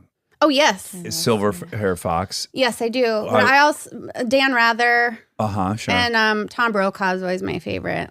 Tom Brokaw is from South Dakota, by the way. Oh, he is. Yeah, he's on the state shirt with me. And are you that's exciting. attracted to them? Yeah, just because they seem really smart. Yeah. And they're they imbued confidence too, right? Yeah. That's why they're good at it. They make everyone Yes. feel safe. They can deliver you very scary information, but in a very calm way, and you feel In safe. In a very even register. Yeah. yeah. Yeah, it's hot. It's their voice, yeah. Who's your dream mate currently? Like Ricky Gervais or... Oh wow, that's a good one. He's going to be thrilled to Oh hear my God, I that. bet No, it'll be on the I first. accosted him at an awards You ceremony. did? Oh, He you was not did? having it. You're kidding. Oh. He was really nervous. I think he was hosting the Globes or something. Oh. Maybe I'm just wrong I'm setting. buds with Stephen Merchant. I was like, get me in there right now. Yeah. He was super nervy, he said. Oh my gosh. I'm so thrilled with this Chris pick. Lilly, I love Chris Lilly. He's an Yeah. Australian comedian. Sure. He did Summer Heights High and Lunatics. Oh. Yes. Plays all yes. those characters. It sounds like you like people who are thinking. I like that. Yeah. Yeah, Sounds that's like you guys great. kind of probably have some overlap. Yeah. Matt Yeah, but Damon, I've Ben dated Affleck. comedians. It's not wise choice. Sure. But making me laugh is the biggest thing, I think. yeah. Well, and you have to be smart to make someone laugh. Yes, exactly. and did these comedians fall into the stereotypical they were quite depressed at home, even though they were funny on stage or funny in movies? Tortured. Some sort of There's some torture, consistency yeah. in my experience on that. Yes. yeah. Yeah, it can be a thing. So, what is the title of your new show? Spinning out. Spinning Out, and it's out January 1st, day before my birthday, 4 days before your birthday. I'm very excited to see you play bipolar. I got immersed into it more than any other character. So much so that when I got home, I had to cut my hair off, clean out my closets. I got rid of all my clothes, clean out my Really? garage. Wow. I couldn't shut her. It was messing with me. What was the way in? Like, what did you watch interviews with people who have it, or what was the? I read books and I went on blogs and chat rooms and talked to a lot of people who are suffering from that. And what are like the hallmark signs of that? I mean, it's just dramatic ebbs and flows, right? Highs and lows, and fits of grandeur and fits. Yeah, of, the most interesting thing I read was that women are prone to bipolar disorders. Just all of us have that in us. Just similar to men and like ADD, whether it's hormonal or not. Like we have highs and lows, but not to minimize that. But I don't know. It was really difficult just to do that. Like the manic. I understand why people don't want to take the medication because it evens you out, so you're numb. right. Yeah. And to have those amazing manic episodes where you have so much energy, you don't want to sleep, you're the best at what you do. A lot of creative people have it. Yeah. It's worth that. Right. Yeah. It's worth having the month-long suicidal depression for some reason. Which is crazy, and it's a shame you can't just take it when you feel shitty and then let it go wild when you Yeah, love because it. you just don't know when it's. Well, the only thing I can say, and of course, totally different setting, but when I went and joined the ranch, I was playing a guy with PTSD that had just, gotten out of the military a couple years before. And I was like, fuck, if I play a guy flipping hamburgers and I do it bad, it's not like hamburger flippers in America are going to be like, he misrepresented us. But I feel some real moral obligation to not make a cartoon version of what these guys are going through. And this is just even on a simple comedy. And I imagine if I'm the lead of the whole thing and it is a drama, I think I'd feel it even more, just that kind of responsibility of the people suffering to do it justice. That's kind of a lot of weight, I think the right? people that are related to or suffering from it will be happy. Oh, good. But when we were doing ADR afterwards, there was a lot of sound stuff that we had to fix because of the ice skating rinks and all this stuff. And I just flat out refused to do stuff. And they hated me for that. But I had to stand my ground. I was like, if I can't hear this noise issue that you say there is, then no one else is going to hear it. I've had the same And battle. I'm like in a manic state with a toothbrush, like bawling, crying. I'm not going to be able to do that in an Sort of- ADR studio. It's No, I just so can't do it. unfair. I remember like probably the biggest scene I had in Parenthood was Joy and I her finally saying she wanted to resume getting married. It was like my whole character thing added up to this moment. And it had to be raining out, so there's a rain machine above us, and those things are fucking noisy. Yeah. And it was like the most emotional, best scene that I had done on the show. And then I get called in there, and they're like, well, we can't hear you over the rain thing. And I'm like, I can't get to where I was without joy right here and without all the environment and everything. Well, I just realized my position in the show and just stood my ground. Right. Yeah, I'm glad. That's good, yeah. No, but the sound guy who's in Canada, by the way, I'm in the room by myself. The director and producers, no one was there. He started talking down to me and like, oh, you can't do it again. And I was like, I said, you're disrespecting me and you're patronizing me. You're not here, so watch me walk out this room or listen to me. Oh, I like the spunky side. Me too. We're getting little glimpses. It's come with age. That's good. Well, January, thank you so much for coming. And I look forward to the next time we're at Zimon's house. We have to come across the street and see you. Do it. Yeah. And meet this. We'll have barbecues at my house. Ooh. Is the boy handsome? Is he a handsome boy? My son? Yeah. Yes. Yeah. Okay. Good. Bradley Cooper type. Bradley Cooper type. He's learning Hey, French. you don't know. He might be Bradley's. He could be. Fingers crossed. I had sex with myself to make him. Oh, good job. Thank you. What do they call it? Asexual reproduction. Well, January, we're really flattered that you like the show. Yeah. I love it so much. That's I've so learned nice. so much by listening to it. Oh, that makes us Very so kind. happy. My favorites are the doctors. And I was going to do this thing that like super smart scientists and physician, like I was going to do it today. I forgot. When they're really smart and they're telling you something they assume you don't understand, they say okay a lot.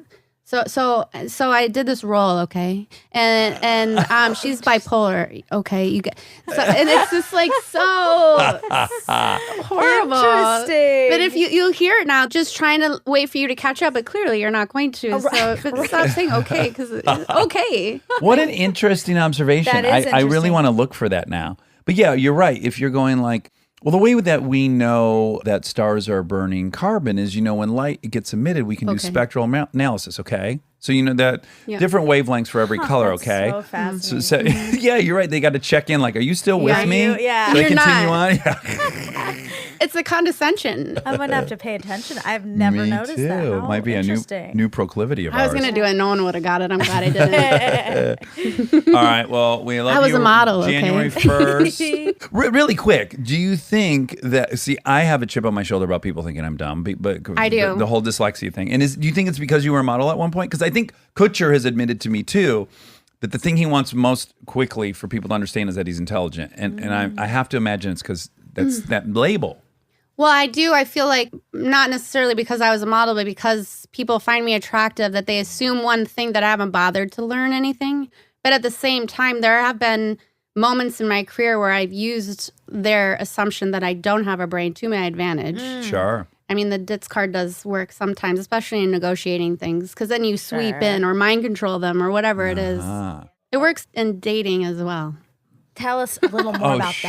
that. I'm curious. Mana, you could never play dumb. Well, I don't know have you- the other thing to be able Well, to you fall do. back You on do. that. You do. You do. But You're a Well, some people bombshell. just don't. They prefer that you didn't talk. Yeah, that's right. true. So when you're talking about Ampuline and Lorenzini, they're super bummed out. Yeah. Yeah. Well, we adore you. And January 1st, we're going to be watching your show. And I'm Thank excited you. to see this. For all the hungover people, yeah, that'll be great coming back into the new year. watch some bipolar. And you'll be able to ice skating. binge it right out of the gates, Yeah. which is so delicious. All right. I love you guys. Bye. Bye. And now my favorite part of the show, the fact check with my soulmate, Monica Padman. Welcome to the Fact Check. We have a new person in the, well, we're not in the attic today. We're in my trailer again. Field trip. Bless this mess field trip. But there's a new member of the team, Google Home, Finally. which is going to alleviate all of our problems when we're trying to get fast answers to questions in the middle of these debates we have. So our new friend's already here. Hey, Google, how tall is Dax Shepard? Dax Shepard is 6 feet 2 inches tall. Bingo. Wow. Bingo. So well, smart. Depends what day, really, because I'm between 6'2" and 3, depending on how my self-esteem is. Oh, I see. yeah. I see. Good job, Google. So great. I know. Hey, Google, who is Dax Shepard married to? Dax Shepard has been married to Kristen Bell since 2013. Oh my goodness, this is a great reminder. Yeah. Well, we're lucky. It's going to really amp up our fact check. Well, it's going to make it a lot more rapid fire, in line with our fast math. Mm-hmm. Uh-huh. January Jones, sweet January Jones. Loved her. We had a really good time with her. Yeah, we did. And I was really delighted to see that she has taken up the habit of the nicotine spray based on the podcast. Yeah. Which makes me think we are doing our job to make this place better. Yeah, and she's very good friends with our friend Simone. Or Simon, if you want to do the German pronunciation. Yeah, if you want to butcher it, then Simone. you can call it Simone. But they're really good friends. And Neighbors. So, neighbors? Neighbors and friends. And buddies? Not always the case. In my case, I've currently got 4 people border our property. Yeah. 2 of them hate me, one's ambivalent, and one I'm good with. But you have me as a neighbor now. Well, now, yeah, I got a fresh start. But I Yeah. already remember I shit the bed on the guy that lives to the east of the house. He said I planted on his property and I didn't agree with him. Yeah. And that one went south. But we've since mended that fence. That's good. Figuratively and literally. And then, yeah, you're across the street now. So Yep. that's a gimme. Yep. Yeah, we're off to a good start. Yeah. It's a friendly neighborhood. So she was talking about the percentage of men versus women who wear mouth guards because she said all the women in her family do. Mm-hmm. And anecdotally in my life, I've only known women who are using mouth guards to abate. Can I say that word there? To abate the night stress grinding? Yeah, sure. Okay. So it says, most people do not typically grind their teeth when they are awake. The awake activity usually consists of teeth clenching or bracing of the jaw to hold the teeth together, which about 20% of the population, typically women more so than men, will do from time to time. Interesting. About 60% of the population will have a rhythmic movement of the jaws while they sleep. But that does 60%. Okay. But that does not always consist of teeth contact, which accounts for about 8% of the population's tendencies. Some studies show that Botox will slightly reduce the intensity or frequency of the bruxism. That's a fancy word for it, for teeth grinding. Oh. Yeah, it's so much sexier to say I have bruxism. I suffer from bruxism. Exactly. Well, that's great. Fuck that mouth guarding. Just get some Botox. Well, no, I don't think we can tell people to get Botox. I'm telling you right now, throw that mouth guard in the Nope. trash can and stop at your... Do you know Charlie? Well, I don't know if I should give away Charlie's great idea. Charlie had a great idea to open up a Botox clinic that takes the stigmatism away from men getting it. And it's called Brotox. Isn't that That's good? really, really good. Do you think if bros just saw Brotox on the thing, they'd go, oh, I guess everyone's cool with it now. And they would go? Are men that stupid that all they need to see is bro in the front of something? I hope they're not that Like, stupid. let's try ones that would be even harder, like broginal rejuvenation. Oh, boy. Oh, wow. You get the root of that one? I sure do. Okay. How about I really how hope. about broast augmentation? Oh. How about brosimus maximus? What's that mean? Oh, I'm sorry. I meant pussy pachydermis. Yeah, that one doesn't translate as well. No. Speaking of all this, so I made you a Christmas present. You made me the Birthday best birthday present ever. Thanks. The amount of time and thought that went into it. And the fact that it has a quote from the show on the front of the calendar. Well, the point of the calendar came from this show. When I had the hunch that if you had celebrity body parts, dirty body parts, Dirties. and then you just had to guess whose celebrity it was to raise money for kids, that everyone would be on board. Yes. Yeah, so then you printed that out. And then inside is just a section of many men's physiques. Yep. You can't see their faces. No. In one case, you can see teeth. Well, Right. yes. You're just seeing pieces of them. but Slivers. Where you can't identify who they are, really, if you don't know them. Right. And so we went through it together. Mm-hmm. And I'm very proud to say I got 11 out of 12 correct. You did. Really upset I did not get Castillo. Yeah, the God Bod original. God Bod, the original God Bod, I didn't get. And that's largely because I've never seen that angle of his body. Sure. I only see it on Instagram and whatnot. Sure. I've never seen it up the shirt shot. That was a new angle. But the hardest one that you put on there, which was just brilliant. It was so brilliant. There was a fucking body scan, a section of someone's abdomen, bones, soft tissue, organs. It was an X-ray. It was an X-ray. At first, of course, I was like, what on earth is this? But then I remembered Eric Topol, Dr. Eric Topol, our favorite person, gives himself scans on his phone. That's right. I can't believe you got that one. That was impressive. Thank you. Yeah, so I didn't get Castillo, but I did get Topol. That felt great. Yeah. Yeah, and there was two double ups. Rob McElhenney. Rob McElhenney, he taught me now. Yeah. He got 2. He deserved to. And then just other notable mentions was a beautiful thigh shot of Ryan Hansen. That's right. And then a full, what's the reverse of full Monty? When you just show your backside. Full Bonte. Full Bonte.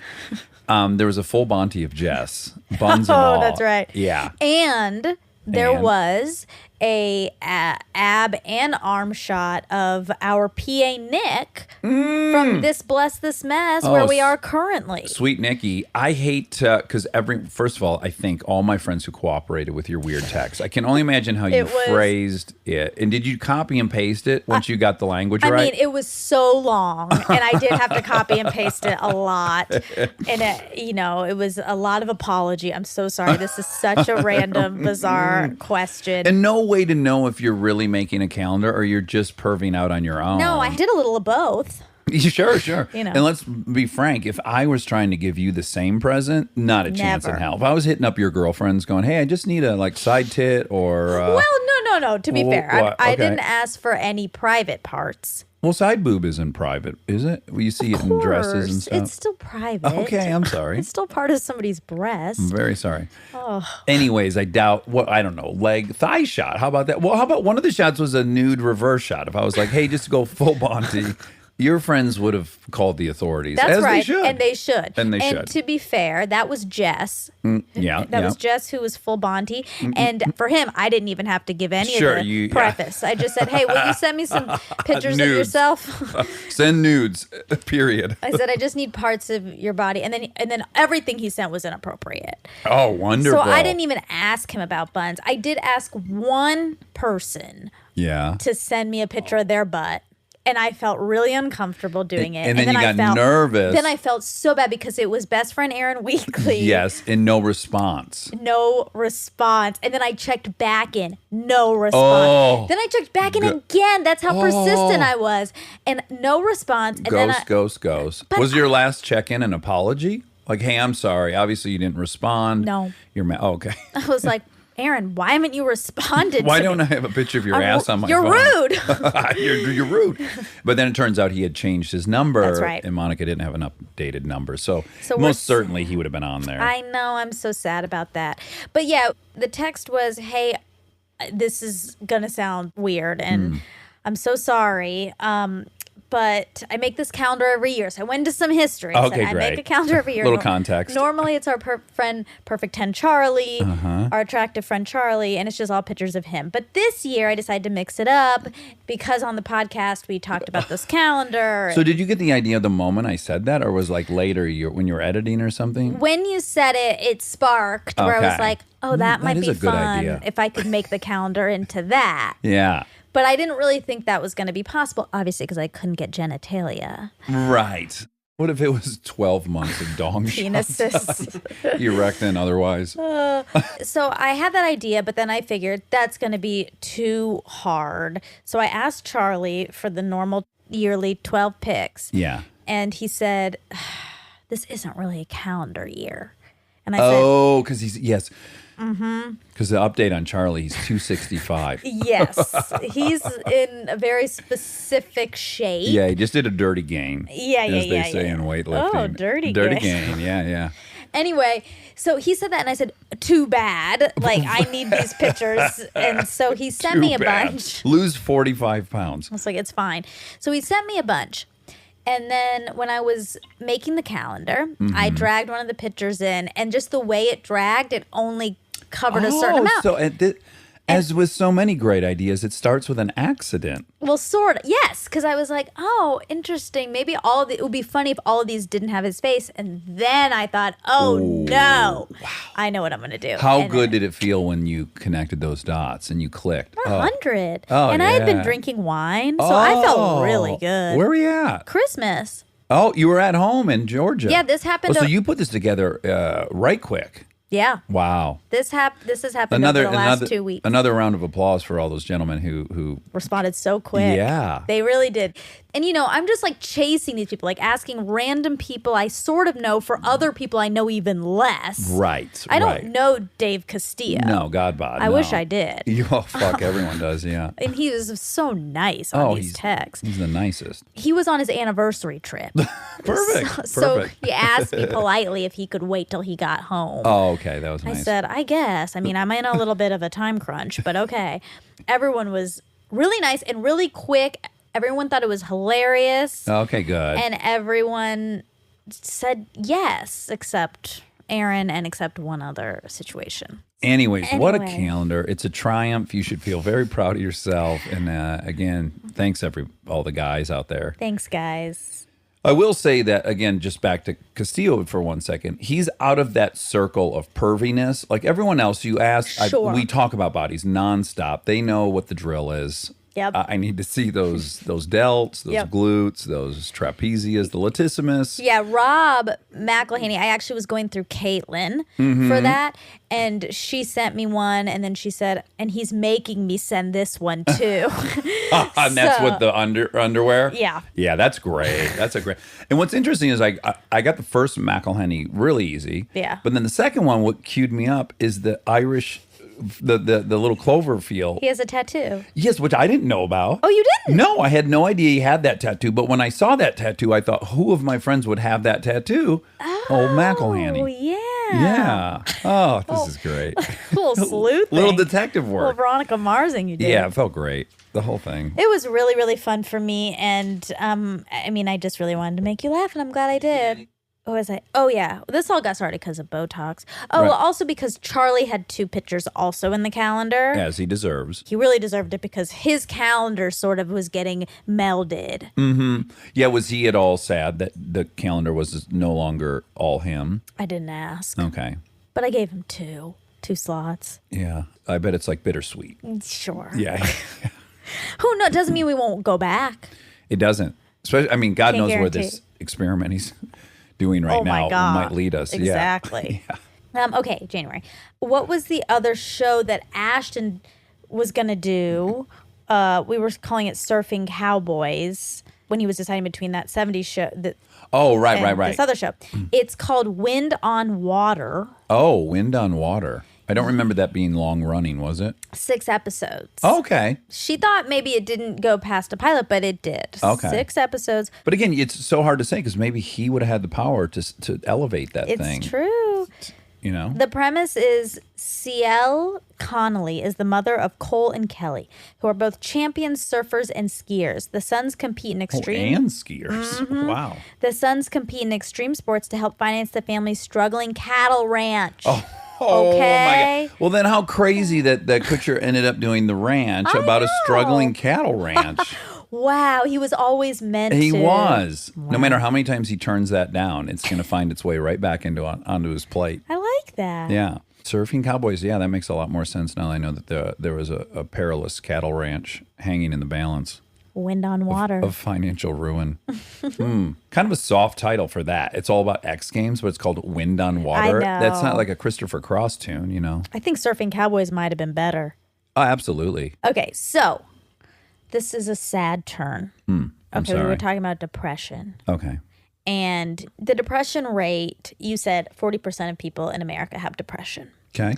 So the National Institute of Mental Health estimates that 6.7% of the adult population had a major depressive episode. So I'm going to ask our new friend. So major depressive issue. Yeah. I'm going to ask our new friend what that number is, okay? Okay. Hey, Google, what is 6.7% of 209 million? All round. The answer is 14,003,000. Okay. Hold on, though. We have more than 209 million people in Of America. the adult population. That's the Oh, current that's adult the adult population. population. Yep. Over 18. So around 14-ish million. For a major. For a major and for only adults, because kids also have. They do. Yeah. And I think if you were to widen that net out to just include moderate depression, I think it's much higher. I know. And just people who aren't saying that they are. Right. Not Yeah. seeking any kind of It's treatment. 100%. 100%. Yep. Oh, okay. So remember how she said fuck means fornication under consent of the king. Right. And she said golf means gentlemen only, ladies forbidden. Okay. I don't believe that one. I didn't look up that one. I'm suspicious of the first one, but I certainly don't believe golf. I think it was applied afterwards, like Ford. Ford stands for found on road dead. Oh. Or Ford stands for fix or repair daily. Oh my Now, God. Ford does not stand for that. It was Henry's last name. Right. But we've sure. now made up these really funny things if you're a Chevy Sure. guy or a Chrysler guy, or you're a Yugo guy. What's that? Do you remember? You don't remember? Yugoslavia decided to come onto the scene hard in the 80s and start manufacturing a very inexpensive vehicle called the Yugo. Wow. And it was, look, I don't want to besmirch the national character. They were not very good. Oh. Yeah, and they were about the size of a smart car, but they were called a Yugo. Okay. Mhm. They were And just ahead of their time. Yeah, sure. It was a very popular punchline in the 80s. Oh, it was. It sure was. She's the Yugo of this, or he's the Yugo of that, Oh, or that boy. peanut butter's the Yugo of peanut butter. You know what I'm saying? Okay, I know. Yeah.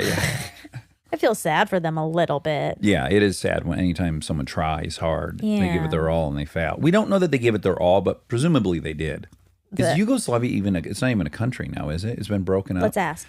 Hey, Google, is Yugoslavia still a country? On the website worldatlas.com, they say, the monarchy was abolished in 1945 and the country was renamed the Federal People's Republic of Yugoslavia in 1946. When Yugoslavia was dissolved in the early 1990s, it broke off into the following countries that we recognize today: Bosnia and Herzegovina, Yeah. I love Bosnia. Herzegovina. I love the name. Me too. I mean, I've never Herzegovina. been there, but I love the name. Yeah. Okay, fuck. So that's a rumor. Yeah. I love it, by the way. I do too. I love it. I'm glad she said it. Me I just too. don't know if I believe it. First printed in a Scottish poem in 1503, the ancient and awesomely powerful F-bomb continues to mystify lexicographers. Ooh, lexicographers. Wow. Lexicographers. To mystify lexicographers. It's really hard to say. Yeah. Rumors persist. Leave it to the people who study language to make their title the hardest. They're Kind of cool. so cheeky, So on those brand, guys. yeah. Rumors persist that legal acronyms spawn the obscenity in question. Fornication under consent of the king, or the Irish police blotter inscription, booked for unlawful carnal knowledge. Oh, for unlawful carnal knowledge. Oh, interesting. For unlawful, C carnal, K knowledge. Yeah. Yeah. Interesting. It's all I can do not to go on a diatribe about how stupid the English language is, just hearing that. The fact that we have C and K in our fucking alphabet is so ridiculous. That C is sometimes an S. Just make it an S when it's that. Okay. When it's celebrate, spell it fucking S-E-L. I mean, Well, You know. maybe it was originally pronounced calibrate. then we should either call it calibrate, which makes me think of Celebrex, which is a medication we're not sponsored by, but it starts with a C, Celebrex. Okay.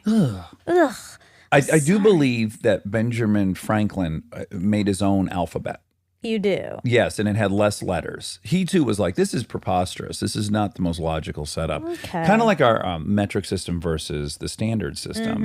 It's really stupid. It is a little silly. I mean, I also think it's arrogant of Benjamin Franklin to be like, I don't like all these letters and I'm going to make my own alphabet just for me. No, he was making it for everyone. I'm a Hoity-toity. hoity-toity. Hear he, hear he. I don't like Oh, I that. love it. If someone is trying to make these systems we use better and challenging them, I applaud it. Okay. Well, we know how you feel. Anyway, so it's a rumor. But it's a rumor that's very old and long lasting. Do you like when things are unknown or do you like when they're known? I like leaving a little room for some mystery still because almost everything is, we can just ask our pal and we'll find out. It's still fun to have some force you to speculate a little bit. Yeah, I like that. Yeah. I mean, as a fact checker, I kind of have to say You that I covet like facts. the known. Yeah. But on my off days, There's a little whimsy. okay. We talked about John Benet Ramsey. There are so many documentaries I really want to watch. Did she say she listened to a podcast or watched a documentary? on John Benet Ramsey. Yeah. Yeah, it's a doc. I've seen it. It's Oh, you really have? good. Yeah. I want to see it. It's called Case Closed John Benet Ramsey. But there's actually a lot of them. But that one was really good. It was on CBS. Okay, that's a trusted broadcast. Very trusted, even though we're technically on ABC ground right now. Oh, that's right. Hallowed ground. Hallowed ground. Well, I didn't say it was the best. I just said it was trusted. Yeah, I think sure. even ABC would concede that CBS is trusted. I would hope so. Oh, okay. You were trying to convince her that everyone your age was concerned about the nuclear activity. Oh, and I remembered the name of that movie. That's what I was about to say. What do you remember it being? The Day After. Yep, it's The Day After. Yeah. 1983. Wow. I was 8 years old. According to my research, it says 1983, ABC's depressingly sober TV movie, The Day After. Oh. It told the story of a handful of people in and around Lawrence, Kansas, who had the misfortune of surviving an all-out nuclear war between the United States and the Soviet Union. Ooh. Now, what's funny is, well, I think a lot of people watch it, but whatever. The point is, if that same show had been launched today, it would be humongous. It'd be Walking Dead. Like, we now love that. Yeah. The Day After. We love it. That's true. Although I wonder if we would love it right now in 2019, 2020.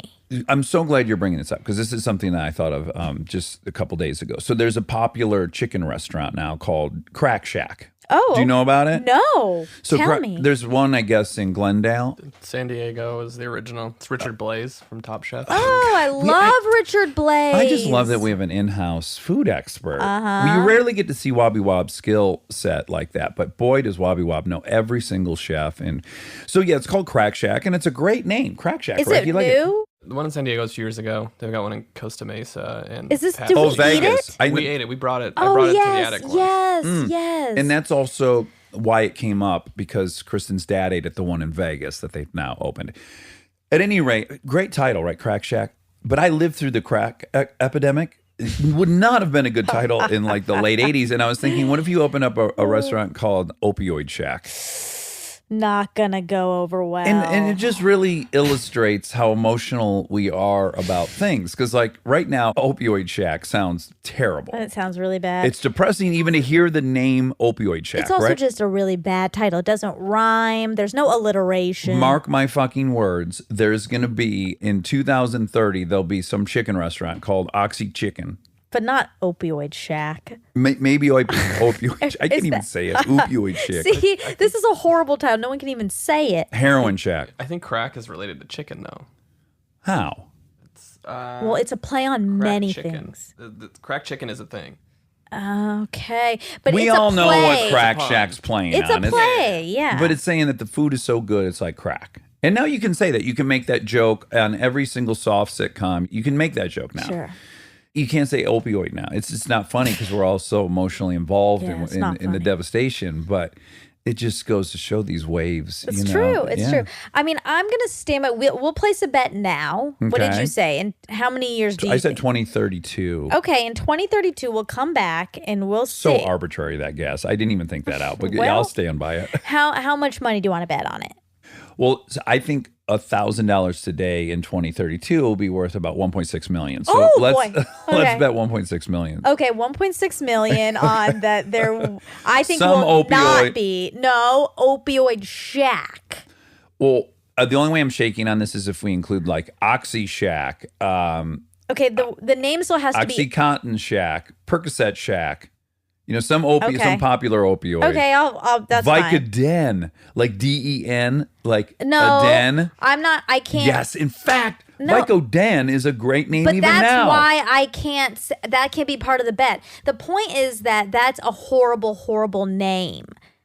Opioid Shack, Percocet Shack. Those aren't names. They don't have alliteration. They don't have rhymes. But Vicodin. How about this? How about Opioid Oasis? That's Can better? we just settle on the opioid part?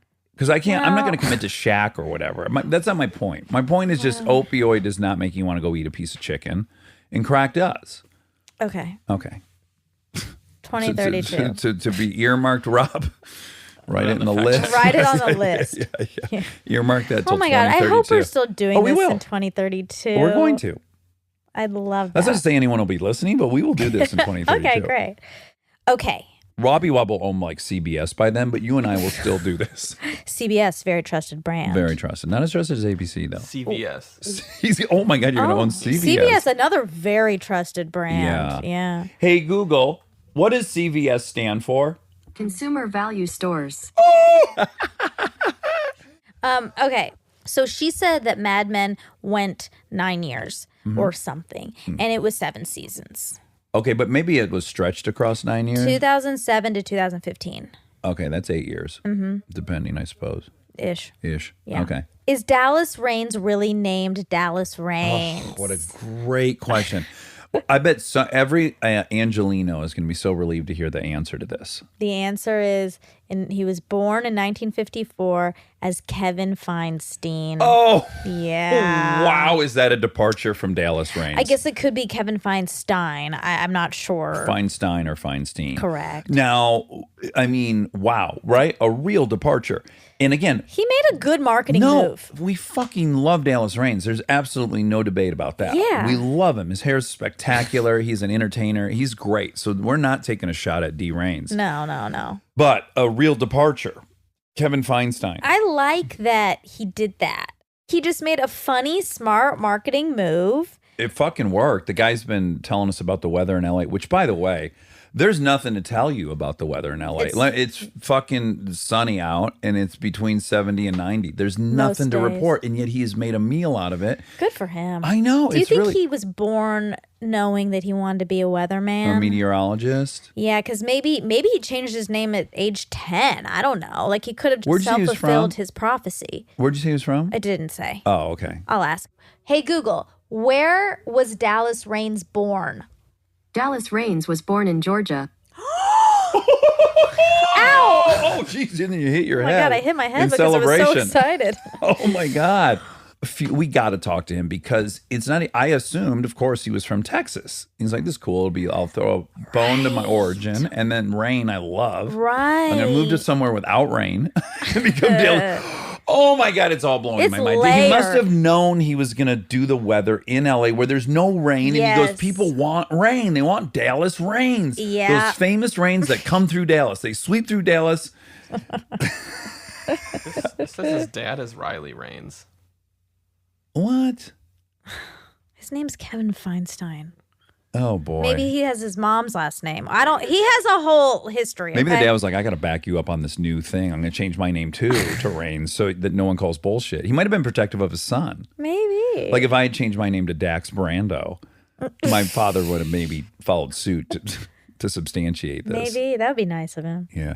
You know, that was always my plan was people may or may not know this, but you can't enter the Screen Actors Guild with the same name as another working actor. Correct. That's why you see so many of these actors with middle names. They don't go by their middle name, but they were forced to. Yeah, like Julia Roberts' real name was Julie, Oh, okay. but there was another one in the union. I said, well, Marlon Brando's dead and he's not using that name anymore. What if I officially changed my name to Marlon Brando, but I was Oh. just on a sitcom on ABC? Wouldn't that be spectacular? Oh my God. Or Ernest Borgnine. Oh wow. I started going by Ernest Borgnine. You could go by Herzegovina. Bosnia-Herzegovina. Yeah, you could go by that.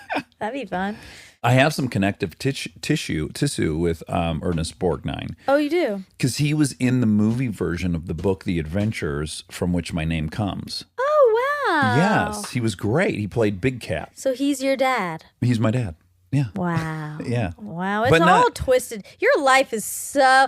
My dad's simulation is just the poetry of your dad's thing. I mean, it's just when you look into it, there's just all these intersecting layers and interwoven themes. It's so great. You're so lucky to be in my dad's I simulation. am. I couldn't have picked a better one. Yeah. Oh.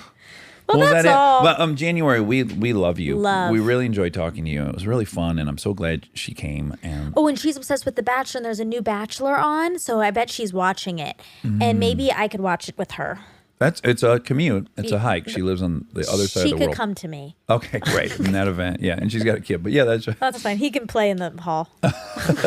all right. Well, on behalf of all of us, have a great rest of your day. We love you. We love you. I love you. I love you.